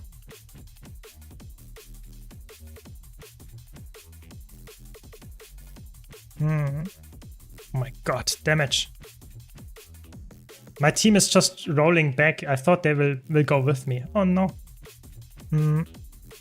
Yeah, I think we switched to a Zerg build if we are like 20 people or something. I got better drop rate than Teapot. Nice. Like my first 50k boxes was just insane. It's to reduce the price of infusions as well. Yeah, I agree. They definitely want to make infusions more accessible. I wonder why they actually want, like this year they went really hard with infusions like being, so to say, going down in price like crazy.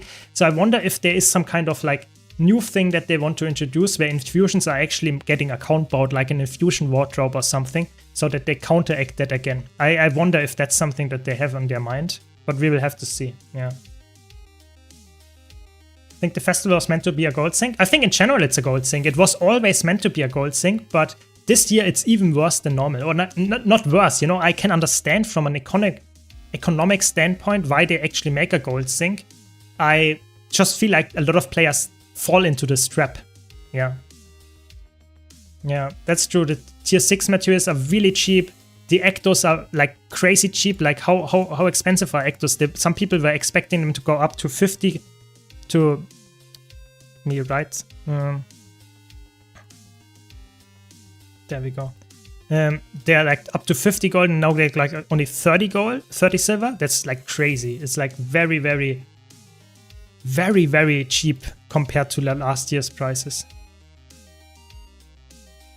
It is absolutely crazy. Yeah? I honestly feel like your first 30 to 50k drops have an increased drop.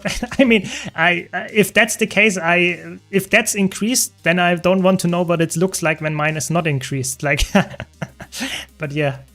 There we go, we get a kill. Yeah, that wardrobe, like this wardrobe infusion idea I already had like years ago.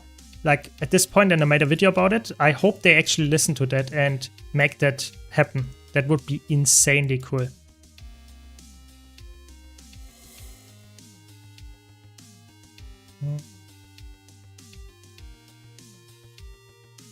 They are farming us, that's not good. Should probably reduce my settings because I still feel it is a little bit lagging. Also last year Chuck was 10k plus.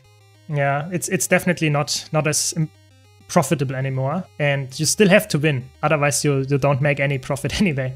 Yeah, you never get bored of playing the game every week. I mean, I have some weeks where I play less, I have some weeks where I play more, but I play essentially every week.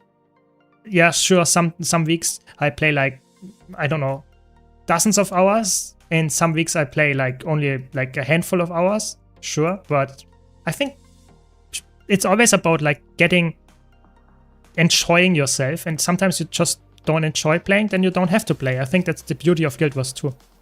Yeah. Do you generally recommend to sell or salvage unidentified gear, yellow gear? So I think for rare unidentified gear, I would say, or for any unidentified gear, if you are just someone that wants to make money and don't care about time spent, then opening it and salvaging it is slightly more profit than selling it. But if you spend, so to say, the time farming gold and just selling the unidentified gear and farm, for example, more fractals or farm more open worlds, then technically for most players that's even better. So, for example, if I would open my unidentified gear here, I get a certain amount of gold. If I would sell it on the trading post, I get like maybe 2% less gold, but I saved all the time that I would have spent opening that and salvaging it. So I think personally I would recommend for most players just selling is the safer way, because saving some time and actually playing the game and getting almost the same profit. But if you want the absolute amount of most gold, you should, for unidentified gear, especially for rare ones, open it and then salvage it with the silver fat. That's how you should do it. Yeah. Exactly. My PC is, I think I linked my PC and my hardware settings and stuff. They are linked in the description of the streams. So you can just scroll down, they are linked there. Yeah. I play off stream as well, but you know, my off stream plays is very, so you see me playing here on stream, I play for a couple of hours. If I play off stream, I play mostly one PvP match and log off, or I play and get like a rotation going for a build video, or I try to craft a solo build guide, like something like that. Most of my time that I spend off stream is actually researching for a video of mine or recording a video itself. Most of the time when I play for multiple hours, where I actually just play the game, I will also stream the game. It's just what I like the game, and when I play the game, I can also talk to you about it. So that's why streaming is really chill in that regard. But I don't really like to record my videos on stream, or at least build videos and stuff like that. Or I also don't really like to do research on stream, because that might not be that entertaining for you in the first place. So that's why I would say most of my actual playtime is on stream. So I don't really play that much right now. I just make a lot of content about the game and research for that. Yeah, hopefully that is understandable. For 99% of the players, it's worth opening. Exactly, I would agree. Just sell is the best. It goes for like essentially everything. Every box that you have in Guild Wars 2, if you can sell it on the trading post, sell it. It is more value for you. 100%. I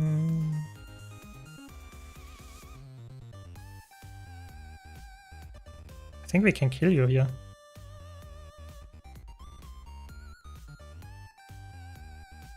No, maybe not. Clouding. clouding build for World vs. World. I have like 2 or 3 clouding builds on my YouTube channel that are still up to date. You can check them out. Always go to my website and find it in the database, and you can check it out on the YouTube then, the guide. But yeah, I think we need more clouding builds. That is in general like a good comment. We need more clouding builds, yeah. Tier list videos, always happy to help. Sure, glad you enjoy them. I think most people would happily watch you doing build crafting and make videos as long as you're engaged with chat. That's interesting. I mean, I think it's for me, the thing is that a lot of times when I do build crafting, how can I say? Like, imagine I want to make a Dragon Hunter solo build, yeah? Then in 90% of the cases, I come in with an idea and try it out, test it on the golem, try out some setup, and I could talk about what I think there. And when I do that, I have a, let's say, 50% chance that the build actually works, and a 50% chance that it actually is way too low DPS, and I just have to adjust it or have to give up. So, especially nowadays, where I already have like 50 solo builds or something out there, and I want to create a new one, there is a very high chance that it will not succeed, that there will be a like somewhat of a not like crazy solo build. It's a crazy good one at least. So oftentimes on stream, if I would stream that, it would just look like, oh, this one worked, this one didn't work, this one didn't work, stuff like that. So it will be like a more interactive stream where you see, so to say, the hidden stuff about my videos. That a lot of times the videos that you see is just the ones that worked. The ones that didn't work, I didn't showcase. So you would see the other part as well. Maybe I will do that in the future, if you are actually all interested in this way. Yeah. When I actually make progress is when I'm streaming, or if I'm the new player, thoughts on an event or something. Yeah, exactly. I think it's like, if you're a veteran and a content creator, you often use the time on stream to actually play the game. It's really, it's like, you don't play the game a lot of times without actually doing any of those things. Content creator's mind is always a bit about content creation and trying to optimize your time playing the game and making content. For me, it's fun. I can understand some people might see that as stressful, but for me personally, I think that's pretty fun. Yeah. Would love to watch the master in action. It would be just as interesting to see what doesn't work. I mean, sure. I mean, I can the next few like weeks I can try to stream my build crafting process if that's interesting. Sure. I mean, yeah. I mean, it's not a big issue for me if it's like just switching on the stream and doing it on stream. Sure. I mean, I will try to make it work. Might be a bit more of a silent stream and not like as much action. I will be a lot in the golem room and switching gear around and stuff like that. But I can tell you my thoughts why I think like that and why that needs to be adjusted or not. Yeah, sure. What's clouding? So clouding in World vs. World is a specific gameplay style where you don't have a real commander tech. So the enemies here have rather clearly a commander tech. They're all sticking together. They are all moving somewhat closely together. We don't have a commander tech here, so we're just defending this objective and running around like headless chicken. That sounds pretty negative, but technically it is not that negative because it makes it harder for an organized group to actually kill all of us. Because we are all around the place, we are clouding, we are like a cloud, we are hard to catch. It is, for us, easier to do damage to them without losing all of our players. Technically, it might be better to have a really organized squad and perfectly set up and push the enemies and kill them. But that is not happening here without a commander tech, so we are just like trying to make the best out of what we have. That's what clouding is right now. Yeah.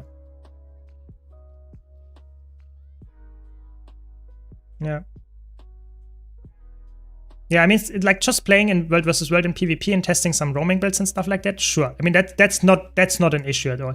I just noticed that like on my channel over the last year or so, it is not really. I noticed that like most players watch only PvE videos. Yeah. And for PvE videos, most of the time you just really want to. You just most of the time care for trying the build on the golem, and then you try it in a real setup and like, I don't know, just wherever you want to go, it will be somewhat fine. You can try it in fractals, in raids, in open world. In PvP and World vs. World, I would have to actually play the game modes and get some good footage for that, but nowadays people don't watch the videos that much. Like if I do a PvP guide, it gets like a tenth of what a PvE build guide gets in terms of views. So it's just not as, people are not as interested in that. So I just don't want to invest more time into that. But maybe I do more PvP and world versus world guides, and then I need to gather some more footage, and then I can do that on stream. Yeah. Is Draka good for gold? It's okay. It's, if you get lucky with the lodestones, it's pretty good. If you don't get lucky with the lodestones, it's like pretty mediocre. Yeah. No, it's fine. I mean, everyone can chat as much as they want in the chat. Don't worry. And I also appreciate any lurkers just listening to me here. That's fine as well.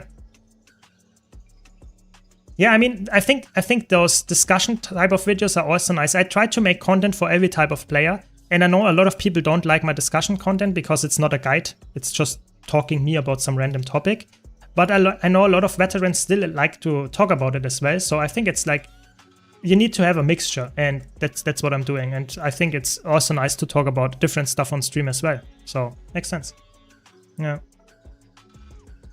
Yeah, I saw that Muckluck reaction. It was actually pretty cool that he talked about it, because I think it's an issue with the boons that needs to be talked about, even though it's not being addressed in Guild Wars 2 ever, I think. But it's important for Guild Wars 3, I think, as well. I wonder why PvP is less popular. I wonder why as well. Yeah, I mean, I still enjoy the game mode, but I can definitely understand. Yeah. Hydrating, good point.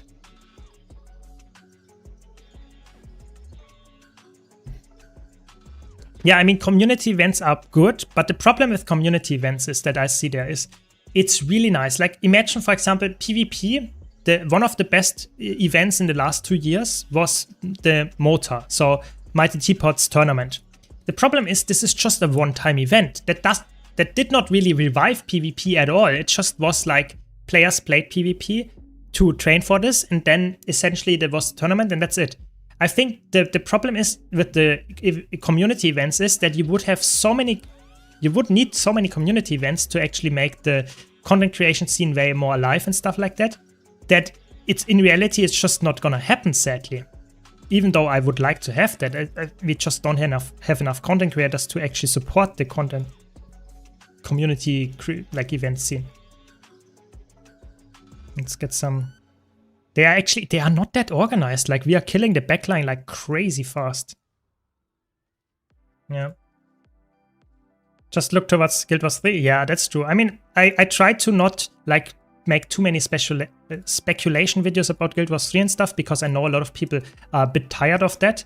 But for me personally, I think Guild Wars 3 will definitely be a game that I will cover on my channel a lot, like on Twitch, YouTube, everywhere. And I hope it will like be even more popular than Guild Wars 2. That is my big hope, and I think that's quite likely, to be honest. But yeah, it's just like the future. Thanks, Tommy. I really appreciate the Prime. Hope you're enjoying the stream. Thanks for your support. Very good. 9 months already. Crazy. Yeah. Yeah. My experience of PvP has been, don't know. Need to go. Found it. Queue for this. Okay. Okay, right. What do I do? Okay, that. Go again. Get that again. Yeah, I can definitely understand that. PvP is hard to get into, in the sense that it's hard to actually get better at it, because it feels pretty frustrating. You did not know what killed you, how to improve and stuff like that.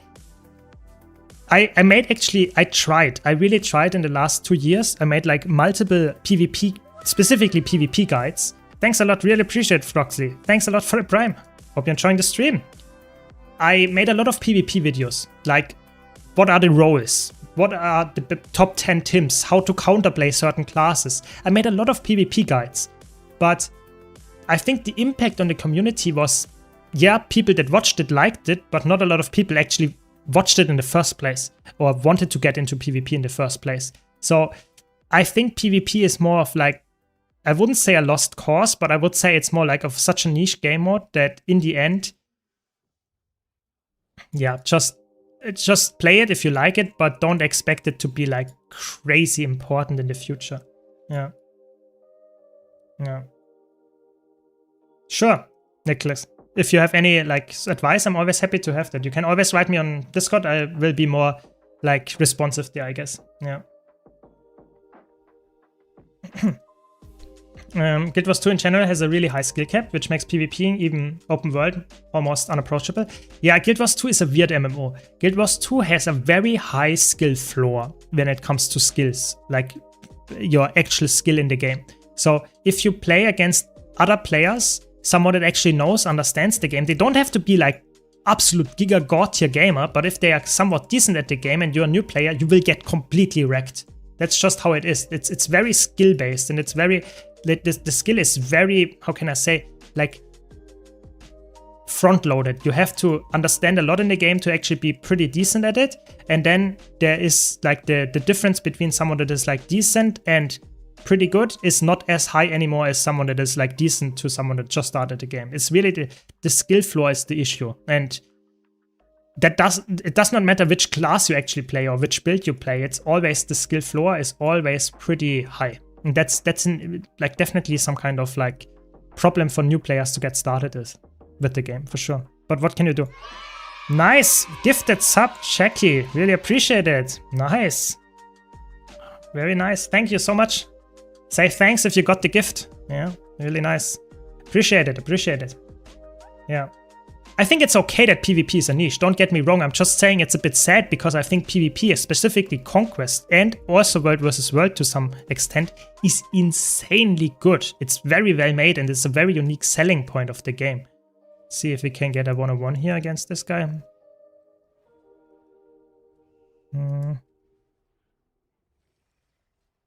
Maybe. It should be like decently fine. Oh my god.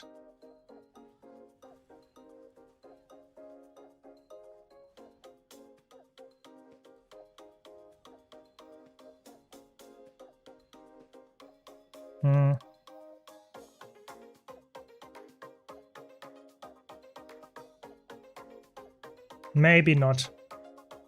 Now the whole team is coming. No, leave me alone.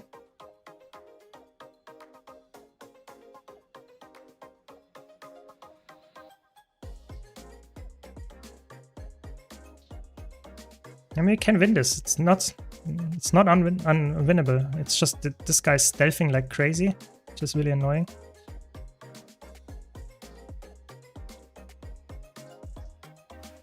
You got him. There we go. It's an even higher skill cap than League of Legends. Yeah, I don't want to compare to other games because for me it's always hard to compare to games that I have not played as much.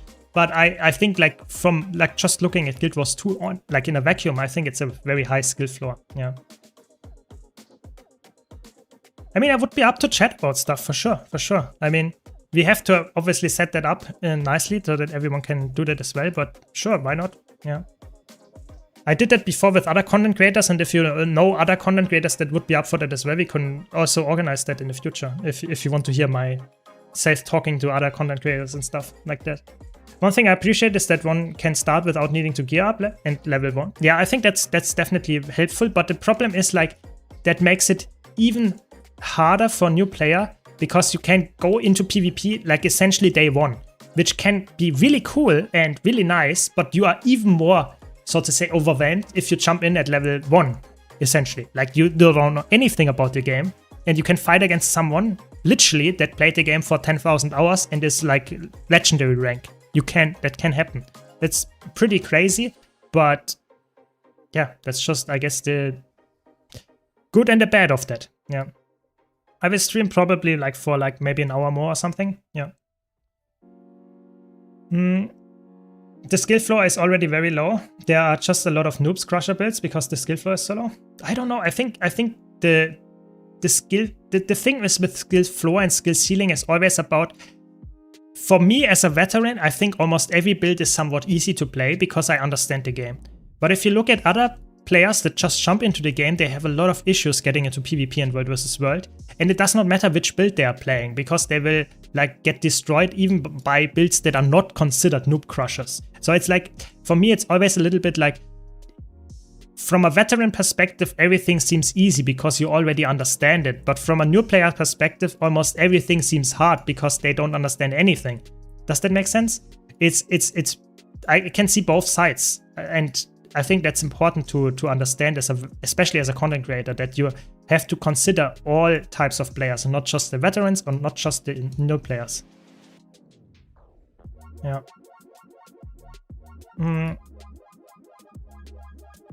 Sure, I mean, we can do that at some point. Just hook me up on Discord and we can talk about what we want to do and how we want to do it.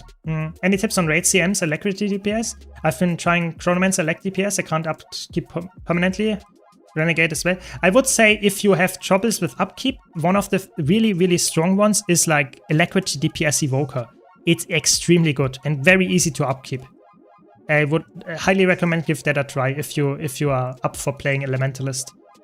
It's really good, really, really strong, really defensive, lots of CC, lots of barrier, lots of damage as well.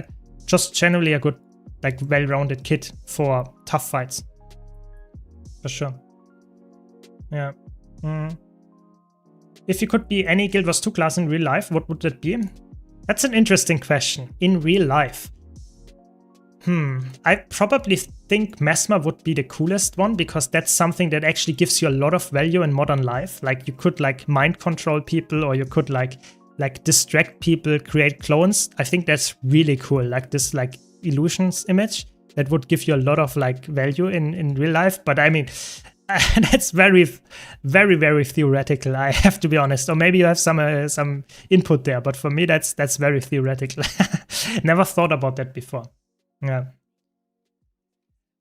Put 2 new players with a build they made themselves and another with a meta build. It will be a 100-0. Yes, that is correct. But I think tell me any other like game where this is not the case. Like any MMO, any like just look at Path of Exile, for example. Look at League of Legends. Look at like whatever game you are playing. Whenever you fight someone that has a meta build and someone that has a complete random build or a build that they like just came up together on their own after playing the game for 1 hour, the meta build will always crush them. That's why it's meta, because it is like the best optimized strategy. That's just how it is.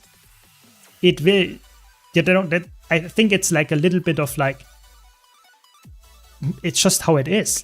I think that's game design in modern times. The only game where this would not be the case would be a game where there is absolutely no build choice, like whatsoever. Like, for example, a game where you have literally no equipment, where you just jump in and you play with experience and knowledge. That's the only thing. That would be something like chess, where you no build decisions. Everyone starts the same. Everyone has the same starting things. It's just the knowledge and the prediction skill. That's it. I think it's hard to argue about this topic because it's just how games are designed nowadays. Yeah. Yeah, exactly. Send a clone to work and go home. That's what I would do. Yeah, that's exactly what I would do. Yeah.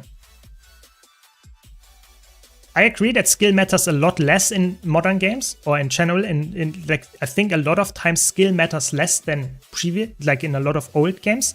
But keep in mind, I think that's also developers answering to the players actually changing their approach. A lot of players nowadays play games very casually and just want to get the games played for themselves to some extent. If you like make a very hard game, then that will be a rather niche game at the same time. That's just how, to some extent, the players developed the gaming industry, I would say. That's at least from my perspective as someone that would like to play games that are somewhat hard or like skill-based as well. I think it's like, it's just a continuation of something that is like happening over the last few years or decades even. Yeah. This is why I never, via playing a new game that no one has an early edge on is the best experience. Yeah, I agree. I think when Guild Wars 3 comes out, I hope there was just a tiny fraction of it playable in a beta test or something. I really hope that the beta or whatever early access, alpha, whatever you have, that it will be only a fraction of the game. And it's not like you already know everything about the game when you jump in. If you were a content creator, watched other content creators, I think that takes away a lot of the game's life cycle. I think it's really nice to see the community come up with new ideas, to develop yourself some new cool ideas. I think that is something that hopefully happens with Guild Wars 3. I fear that it might not happen because I think that ArenaNet already announced a lot of stuff that they will do a beta test, public beta test. And I think it only makes sense to make a public beta test if you already have a lot of stuff to show in this test. So I hope it's not too big so that we can discover a lot of things. But I fear it might have a little bit of like too much of that. We will see, we will see. Yes, I'm also on Twitch. I'm currently also live on Twitch. I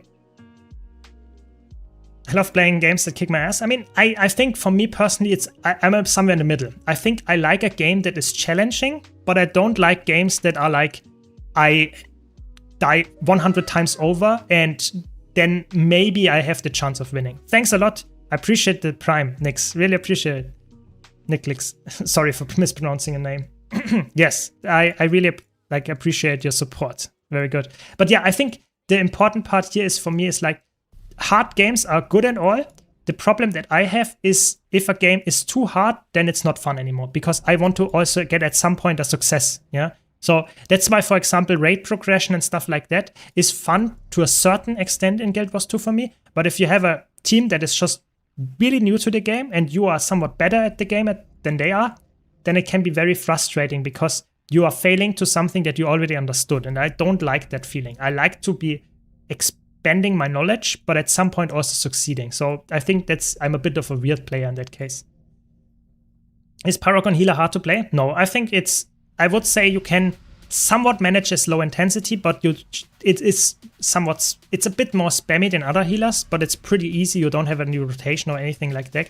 So I would say if you like Paragon, it's a pretty good starting point for healing for sure.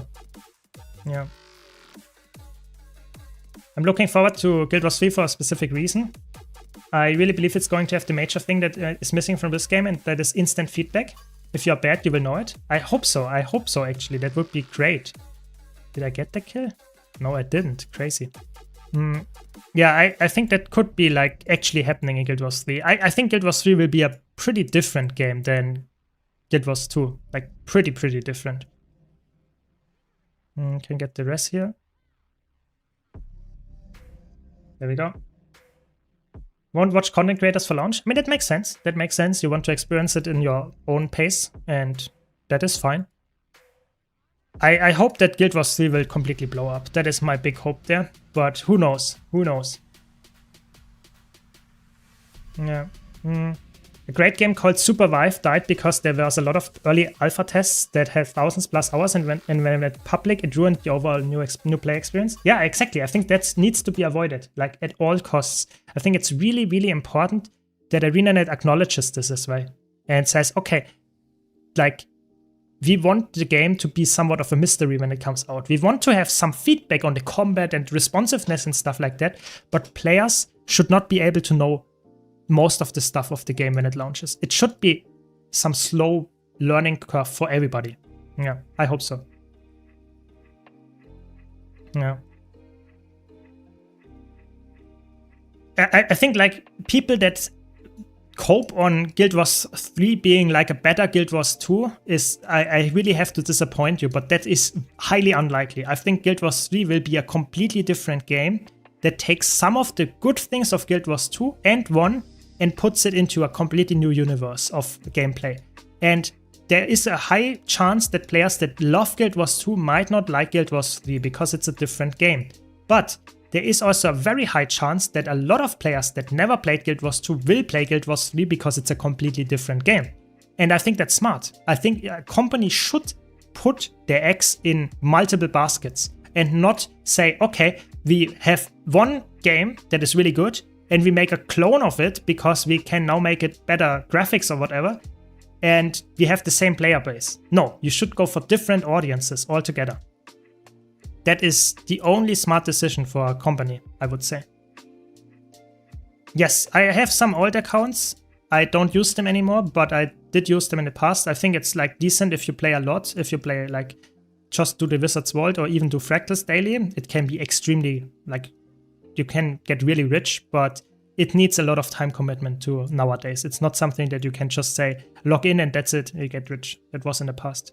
Yeah, I think Guild Wars 3 launch will be massive. It will probably be like 2028, somewhat like early summer or something, I would expect. It will be huge. Absolutely huge. I think it will be probably the biggest game launch of 2028, I would expect. I would be very surprised if it isn't. Let's push. Of course, I'm not a commander, but let's go in. There we go. I mean, we smushed them anyway. That's clouding in a nutshell, you know. We just like completely disable them by not giving a good target. And then having like a lot of siege and just killing them. Crazy. Very nice. Yeah, I think Guild Wars 3 will be a completely different audience, but I think the important part here is it does not mean that as a Guild Wars 2 player you might not like it. I think actually as a Guild Wars 2 player you can still like it. It's just a different game, and it might have some audience overlap, but the biggest part of the audiences will not necessarily be the same. My big prediction is that Guild Wars 2 will have, let's say, currently Guild Wars 2 compared to Guild Wars 1 has 99% of the players. Yeah? I think when Guild Wars 3 launches, Guild Wars 3 will get 10 times the amount of Guild Wars 2 players. Like 10 times the amount that Guild Wars 2 has players will be in Guild Wars 3. And I expect that Guild Wars 2's players will drop a little bit, but not like crazy. It will not be like every Guild Wars 2 player will play Guild Wars 3 and will not come back to Guild Wars 2. So, yeah, I think the launch will be massive. Absolutely gigantuous, I would say. Yeah. Yeah, I saw it and I said, thanks. I appreciate your support, Niklix. Thanks a lot. Really appreciate it. I intend to play all 3 games, not at the same time. Yeah, exactly. I intend to play 2 of them. I'm not sure if I play Guild Wars 1 because I never played it before and I am just bit like I like more like fast-paced gameplay. But I think Guild Wars 2 and 3 I will probably play at least the next like 5 to 10 years. I don't see myself ever completely losing one of those games, like quitting it completely. I don't see that. Guild Wars 2 pop will drop at launch, then rebound a bit when people realize Guild Wars 3 is going to be nothing like Guild Wars 2. Yeah, exactly. I think like I would expect that like at least half of the player base when Guild Wars 3 drops for the first couple of weeks will probably half of the player base of Guild Wars 2 will probably try it, and we will not have a lot of players in Guild Wars 2 for a couple of weeks. But as soon as they realize that might not be the game for them, it's like maybe not having the content they enjoy, whatever, I think it will completely rebound and we will have the player numbers that we have right now. I would expect to get somewhat similar numbers after like a couple of months. Maybe there will be even a new expansion and people come back for that. And because it's not as open world, as meta event focused as Guild Wars 2 is, Guild Wars 3 will be like a completely different experience and people might not enjoy it because of that currently play Guild Wars 2. So I think it's quite likely that you will have a big influx of players into Guild Wars 2 as soon as that realization happens. It will take a while. It's not something that people will instantly say, yep, I saw that coming from a long while. I think people will try it and see how it goes for them. But in the long run, I think Guild Wars 2 will survive and will be pretty active in like 5 to 10 years if they continue their promises. Yeah. I'm pretty sure that Guild Wars 3 is going to be quite a disappointment. I'm not sure. I think it's hard to tell from what they told us now. Like, maybe you're right, sure, but it could be on the other side of the coin could also be like, Guild Wars 2 is not a game for hardcore gamers. It is just not. In the last 10 years, they made Guild Wars 2 very casual friendly, and the hardcore audience suffered year after year. The amount of players that play Guild Wars 2 really hardcore in any game mode is not as high as it was. And I think maybe Guild Wars 3 will have more hardcore players because it has a different audience that it attracts. We will have to see. Yeah. But yeah, I agree with like Insatos there. I think the combat is a big like thing. If the combat is way better than Guild Wars 2's combat, players will transition from Guild Wars 2 to Guild Wars 3. If the combat is somewhat similar, we have a pretty, like, I would say, evenly split. And if the combat in Guild Wars 2 is better, I think Guild Wars 3 will flop. I have to admit. Like, if the combat of Guild Wars 3 is worse than Guild Wars 2's combat, Guild Wars 3 is dead on arrival. I have to admit that. So I think the combat is like where everything needs to like come together. If the combat is not living up to that, big issue. Big issue. Yeah. I don't know enough about the combat and stuff, what Guild Wars 3 will be. It could be a like new world, not clone, but a new world inspired game. Sure, it could be, but it could be its own approach. You know, I think they take a lot of good things from other games, from Guild Wars 2, from Guild Wars 1, from just other MMOs, and put them into their new game, and that will be hopefully a good mix of games. And we will see. Yeah, I think like a lot of new world players came to Guild Wars 2 and play it. I'm not sure how many of them are sticking around, but I think when Guild Wars 3 launches and is somewhat similar to Guild Wars 2, but also somewhat similar to New World, then I can see that a lot of players actually will transition from their lacking New World to Guild Wars 3. Yeah, I can see that, for sure. My issue with Arena is that they make things different for the sake of being different sometimes, instead of making things different because they're better. Yeah, I think that is a big issue. I agree with this. Like, for example, not calling like raids when they came out, or like they called it raids actually, but for example, fractals were not called dungeons when they came out, even though they're essentially dungeons. So I think like a lot of times Arena is like, we want to do something different. And then what's the reason for being different? I mean, we have no reason. We just want to be different. And that's not good. Like, something that is actually working in other games, you should just actually... Holy shit, that's a long fear. There we go. That was a core necromancer terror of fear. Crazy. Yeah, I think like if they learn from their mistakes in the past and make stuff better and different and don't change stuff that is actually working, I think it's promising, very promising.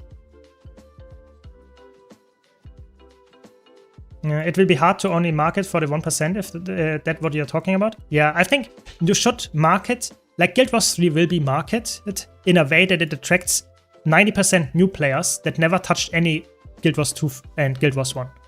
I think Guild Wars 3 is a game that is made for players that never touched any of the Guild Wars games. That is the whole idea, so that they completely open up their potential audience. That is the actual the whole thing they want to achieve. And I think that makes sense, but that will leave some Guild Wars 2 players not enjoying the game or the marketing, at least. Yeah. Yeah. Do you think Necromancer is the best class in the game? I don't like to make statements like what's the best class in the game, because it always depends heavily on the role that you want to fill, on the game mode that you want to play.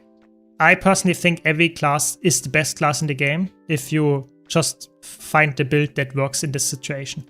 Like, sure, some classes are more meta than others in certain game modes, but that doesn't make it like some... I wouldn't say Necromancer is the best class. I wouldn't say that. I wouldn't also say Mesmer is the best class. It heavily depends on the situation. Yeah.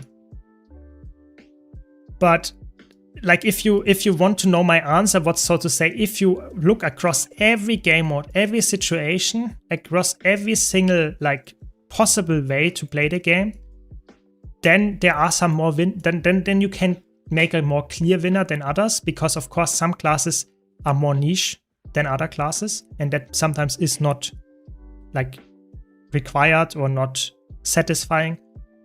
And then I think Mesmer and Guardian, like Daddy puts it, is probably the winner there, because those two are just very flexible and can be played in all situations, all modes very, very well. But like I said, every class can be the best class. You just need to find the correct situation and build for it. Yeah. But like I said, it's really like, I play Necromancer right now. I played Elementalist earlier. I played Mesmer earlier. Every class can shine. You just need to find the build. So just choose the class that you enjoy the class fantasy of, and you will find multiple really, really good builds. Multiple. And like dozens of them. Yeah. What build takes the highest skill to make work but is the most rewarding when you pull it off? That's tough. That's a really tough one.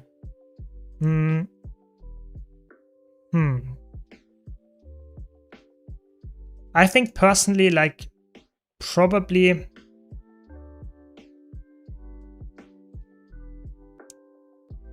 It's tough. Because like in PvE, I think like generally supporters are that. I would never consider a DPS build to have that.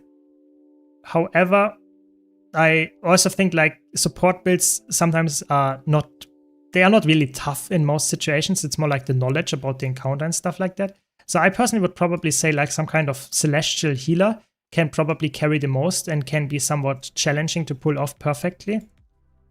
Because it's a healer and you need to deal DPS, otherwise the build is like just worse than a healer, full-fledged healer.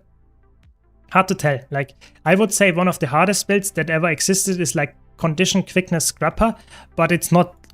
I wouldn't say it's rewarding. It doesn't even have that much DPS. It's just hard for the sake of being hard.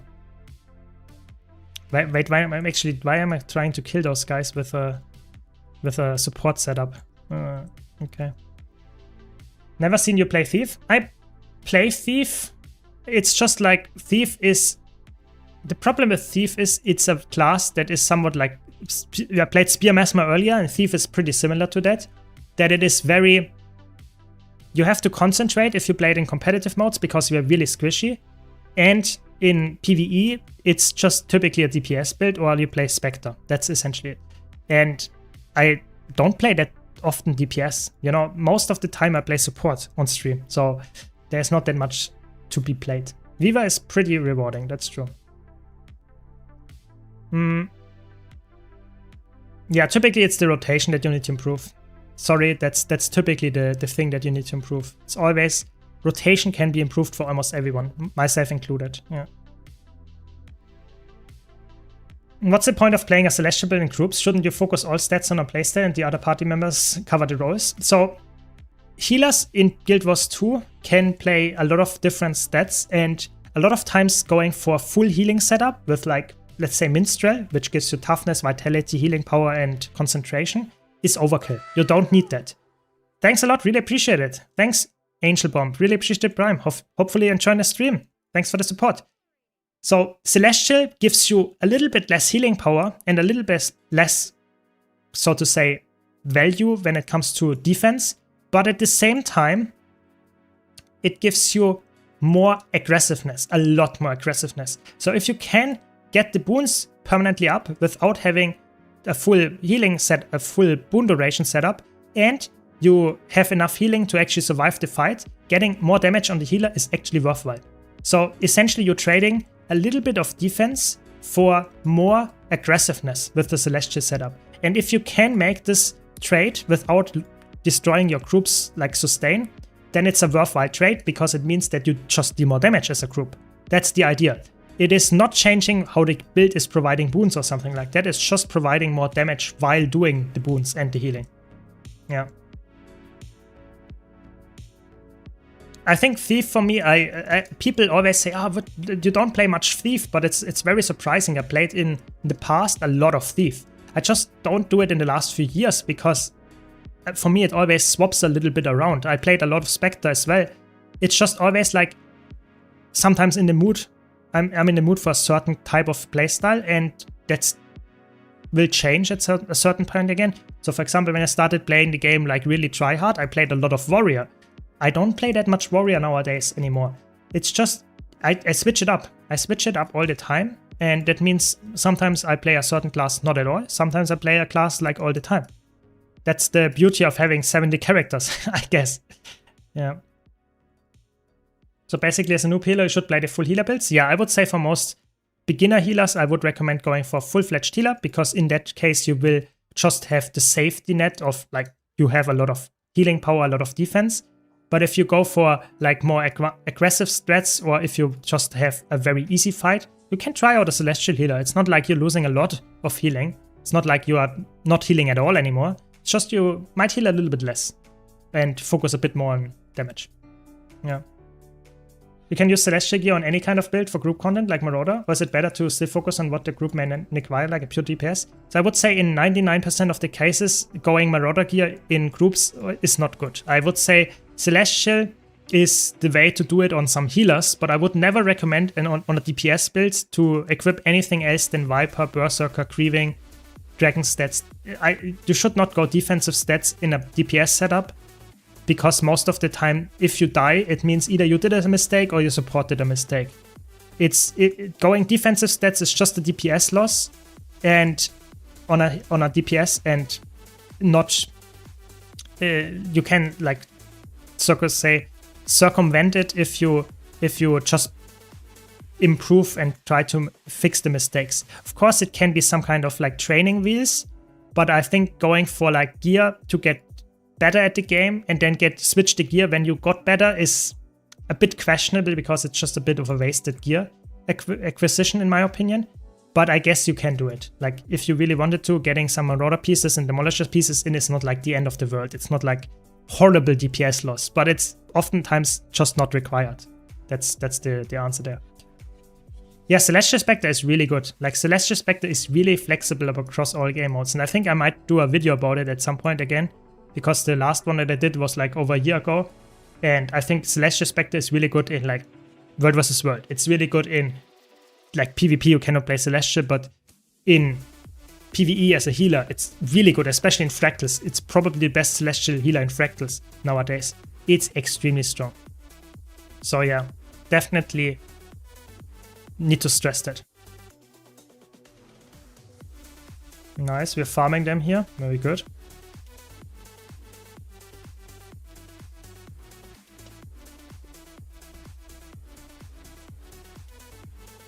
Is Heal Spectre hard? So, for me, it's always like, is a healer hard? The question to this answer is, in general, healers, in my opinion, are not really hard to get into. Like, there is almost no healer, even like a Chronomancer healer, where people always say, Chronomancer healer, oh my god, you have the F5 button. So hard. It's so tough, you know? But that's not true. I think getting started with a healer is not hard, and the same goes for Spectre. Mastering it, on the other hand, is something that is way more challenging, because you have to know every single encounter and how you can adjust your utility skills, how you can play differently to actually deal with the mechanics and stuff like that. So I think Heal Spectre is mediocre. It's not hard to get into, it's not easy to get into, but for a healer, it's extremely strong if you master it. Like really, really strong. So I personally would say, if you have the choice and really like Thief as a support, go for Spectre. It is really good. Like really, really good. Yeah. Celestial Druid is, in my opinion, like especially in Fractals, it's not that good. Like I would not recommend it personally, because Celestial Druid is like ramping up too slow in Fractals to actually be that good. And it's also a very skillful build, and I think if you have enough skill to pull it off, I would rather recommend putting that skill or the effort on something else. It sounds really mean, but I think Druid is like a raid class.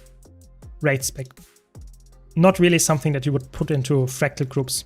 It's just not perfect for that. Let's go in.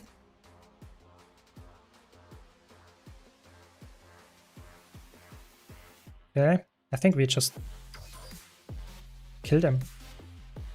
Can Scourge really be played as a healer? Yes, Scourge can be played as a healer, and it's actually pretty decent at it, at least in like groups that are not like speedrunning. Like you should not play it in Fractals. Like it's not bad in Fractals, but it's not like the best, because it doesn't have perfect stability uptime. So I would say Scourge is a very underrated healer, especially in raids. But oftentimes there are some healers that are slightly better than Scourge. Scourge is like a nice middle ground healer. Easy to get into, but not like the highest high-end skill healer. Does that make sense? I hope it does. Yeah. Exactly. Being a good healer means knowing the encounter very well and knowing when to provide Aegis step protection and like just in general how to deal with the mechanics. Exactly. That's essentially it. Like being a good healer is not about the build necessarily. It's more about the build and the encounter together. Yeah. Yeah. Scrapper can be a good healer as well. Scrapper is more of a niche healer because it is not like known for being like insanely good in terms of like raw boons and healing output, but it has super speed access, which is very unique for a healer. So I would say if you had the choice between a Scrapper or a Scourge, I think both of them are decent. It's not like they are not S tier healers for me, but they are pretty good. Yeah. Yeah, Spectre's pretty good. As if out of the three that you just mentioned, Nemilis, I think Spectre's probably the best Alacrity healer to get started with. Yeah. Yeah, I think Alacrity heal in Fractals, Paragon is really good. I think Chronomancer is still extremely good as a healer in Fractals. So if you like Chronomancer as an Alacrity healer, it's still really good. And I think even Luminary in Fractals is not bad. But I think like Paragon and Chronomancer are the best Alacrity healers together with Spectre. Yeah. I have a hard time deciding between Thief and Ranger. I was wondering which one is more rewarding. Hard to say. Like, if you like have no preference whatsoever, I think Ranger is more flexible and therefore you can get more rewarded because you can learn one class and fill every single role and carry every group. Thief is a bit more like niche and very DPS focused typically, with the exception of Spectre. So I would say, personally, Ranger is more rewarding because you can carry harder, but I think if you like the gameplay loop, especially on Spectre, it's very satisfying as well. So I personally would probably go with Ranger, but I think if you specifically like Spectre a lot, I think it might be even better. Yeah. What should I do as a returning player? So I would say just try every game mode that you have played, maybe not have played in the past, and see how it goes. If you like it, and try raids, try fractals, try world versus world, try PvP, and see how you like it, and then stick around with the stuff that you actually enjoyed. That's what I would do. But in general, like, just try to enjoy the game. You are, so to say, you have some progress for playing the game like years ago or something, but you have to relearn a lot. So just try to have fun while doing so. That's my biggest advice there. Is Amalgam still good for open world? Oh yes, it is very good. Amalgam is really good everywhere, exactly. And quick play raids and fractals are a very good place to start. Yeah, exactly, Pirate. Exactly. Like, that is really good. Like, the quick play stuff is easy to get into, decently rewarding, and teaches you stuff that you might need in the future. Yeah. Yeah, Soul Beast is very big damage, especially in fractals. Like, it has huge damage. Together with Dragon Hunter, it's the burstiest spec in the game. Why is Mechanist bad in challenge mode fractals? So, fractals in general, it's not like challenge mode fractals, it's like in fractals in general. Mechanist is a class that is decently good in almost all situations in PvE, but it's never the top tier pick because it is pretty like linear. It does essentially start the fight with the same damage that it ends the fight with. And in fractals, where you have like a very short burst phase and then the boss is dead, having a linear burst like graph is really horrible because the fight is, so to say, short enough that you can have a rather bad DPS build that has only like 41k DPS or something, but has a huge burst potential in the beginning, shine. Whereas a build that has 41k DPS but is like just a flat line is just not good enough because it has less burst. That's why Mechanist is pretty bad. And also the mech is, in my opinion, sometimes a bit annoying to handle. Yeah. Should I get Chante Waltz for the spear access as a guardian? I think at some point you should get it if you enjoy the game, but I think it's not like a must buy, otherwise you cannot play the game. Like, spear on guardian is good, very good actually, but it's not something that you have to play it, otherwise it's impossible to play guardian. So I would say, if you enjoy the game, sure, use it, like buy the expansion, hopefully if you want to support me with my referral link, but I would say it's not something that is urgent. I think personally, like getting any elite spec first, like from Heart of Thorns, Path of Fire, End of Dragons, or Visions of Eternity, has way more value than getting the spear. The spear is nice and all, but if you don't have any elite spec unlocked, I think it should not be the first one. Yeah. No, I'm not saying that 41k DPS is bad. I'm just saying if you compare a build that has 41k DPS and a build that has 45k DPS, you typically would take the 45k DPS build. But if in Fractals, the build with 41k DPS just has, I don't know, double the burst in the first 20 seconds, you will always take the 41k DPS, even though there is a essentially like 9% difference in the, so to say, damage number if you look at normal raid fights that are longer. That's what I meant. I'm not saying 41k DPS is bad. Yeah. Yeah. Yeah. Ages since I joined your team. Welcome, Real Serious. Welcome, welcome. I'm doing well. I'm doing well. It used to be my main for Fractals until the last big balance patch. Recently switched to Troubadour Mesmer. It's insane. Can't believe I avoided it for so long. Yeah, exactly. I think like Troubadour is probably the best support in Fractals in my opinion. Like, has so much going for it. If you can get a good Alacrity DPS, it's probably the best healer out there, Troubadour, I would say, for Fractals. It's just insanely flexible. Yeah. Yeah, I think Spear, yeah, you're correct. The build, like, in terms of DPS, oftentimes Spear is a really good DPS weapon. That is true. But, for example, you can play a Longbow Greatsword Dragon Hunter and deal a lot of damage and have, like, really competitive numbers as well. It's just, you have to find a build that works for that. You know, it's not something that you don't have to run Spear, but Spear is a good choice in almost everything. I probably should try to get to a build that is actually roaming focused.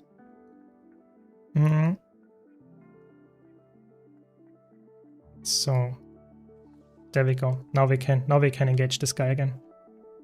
I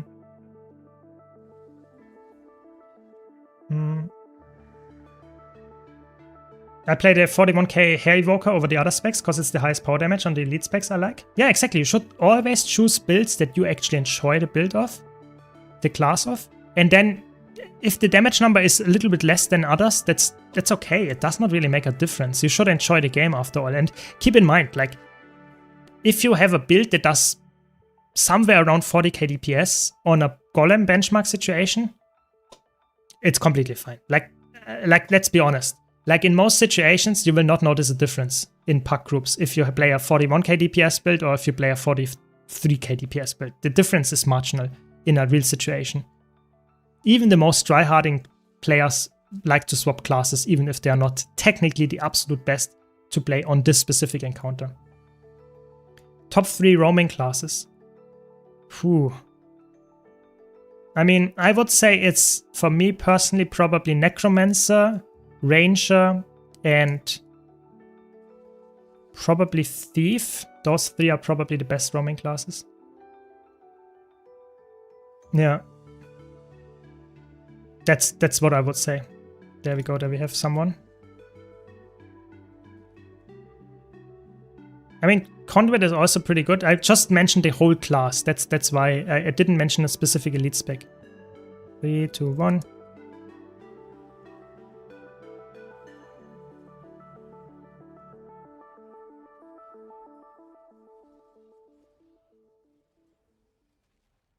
We dodged all the important attacks, hopefully.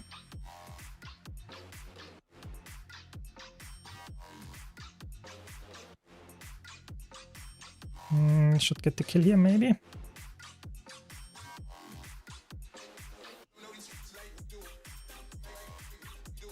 Come on. Nice, we got him. Another one.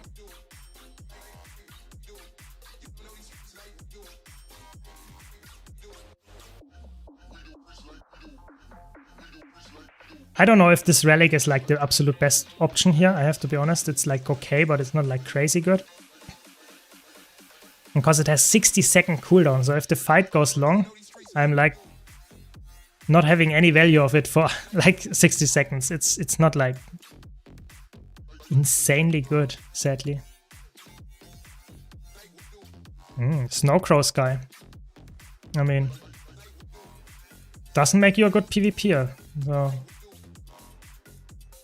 I think we can hunt you down.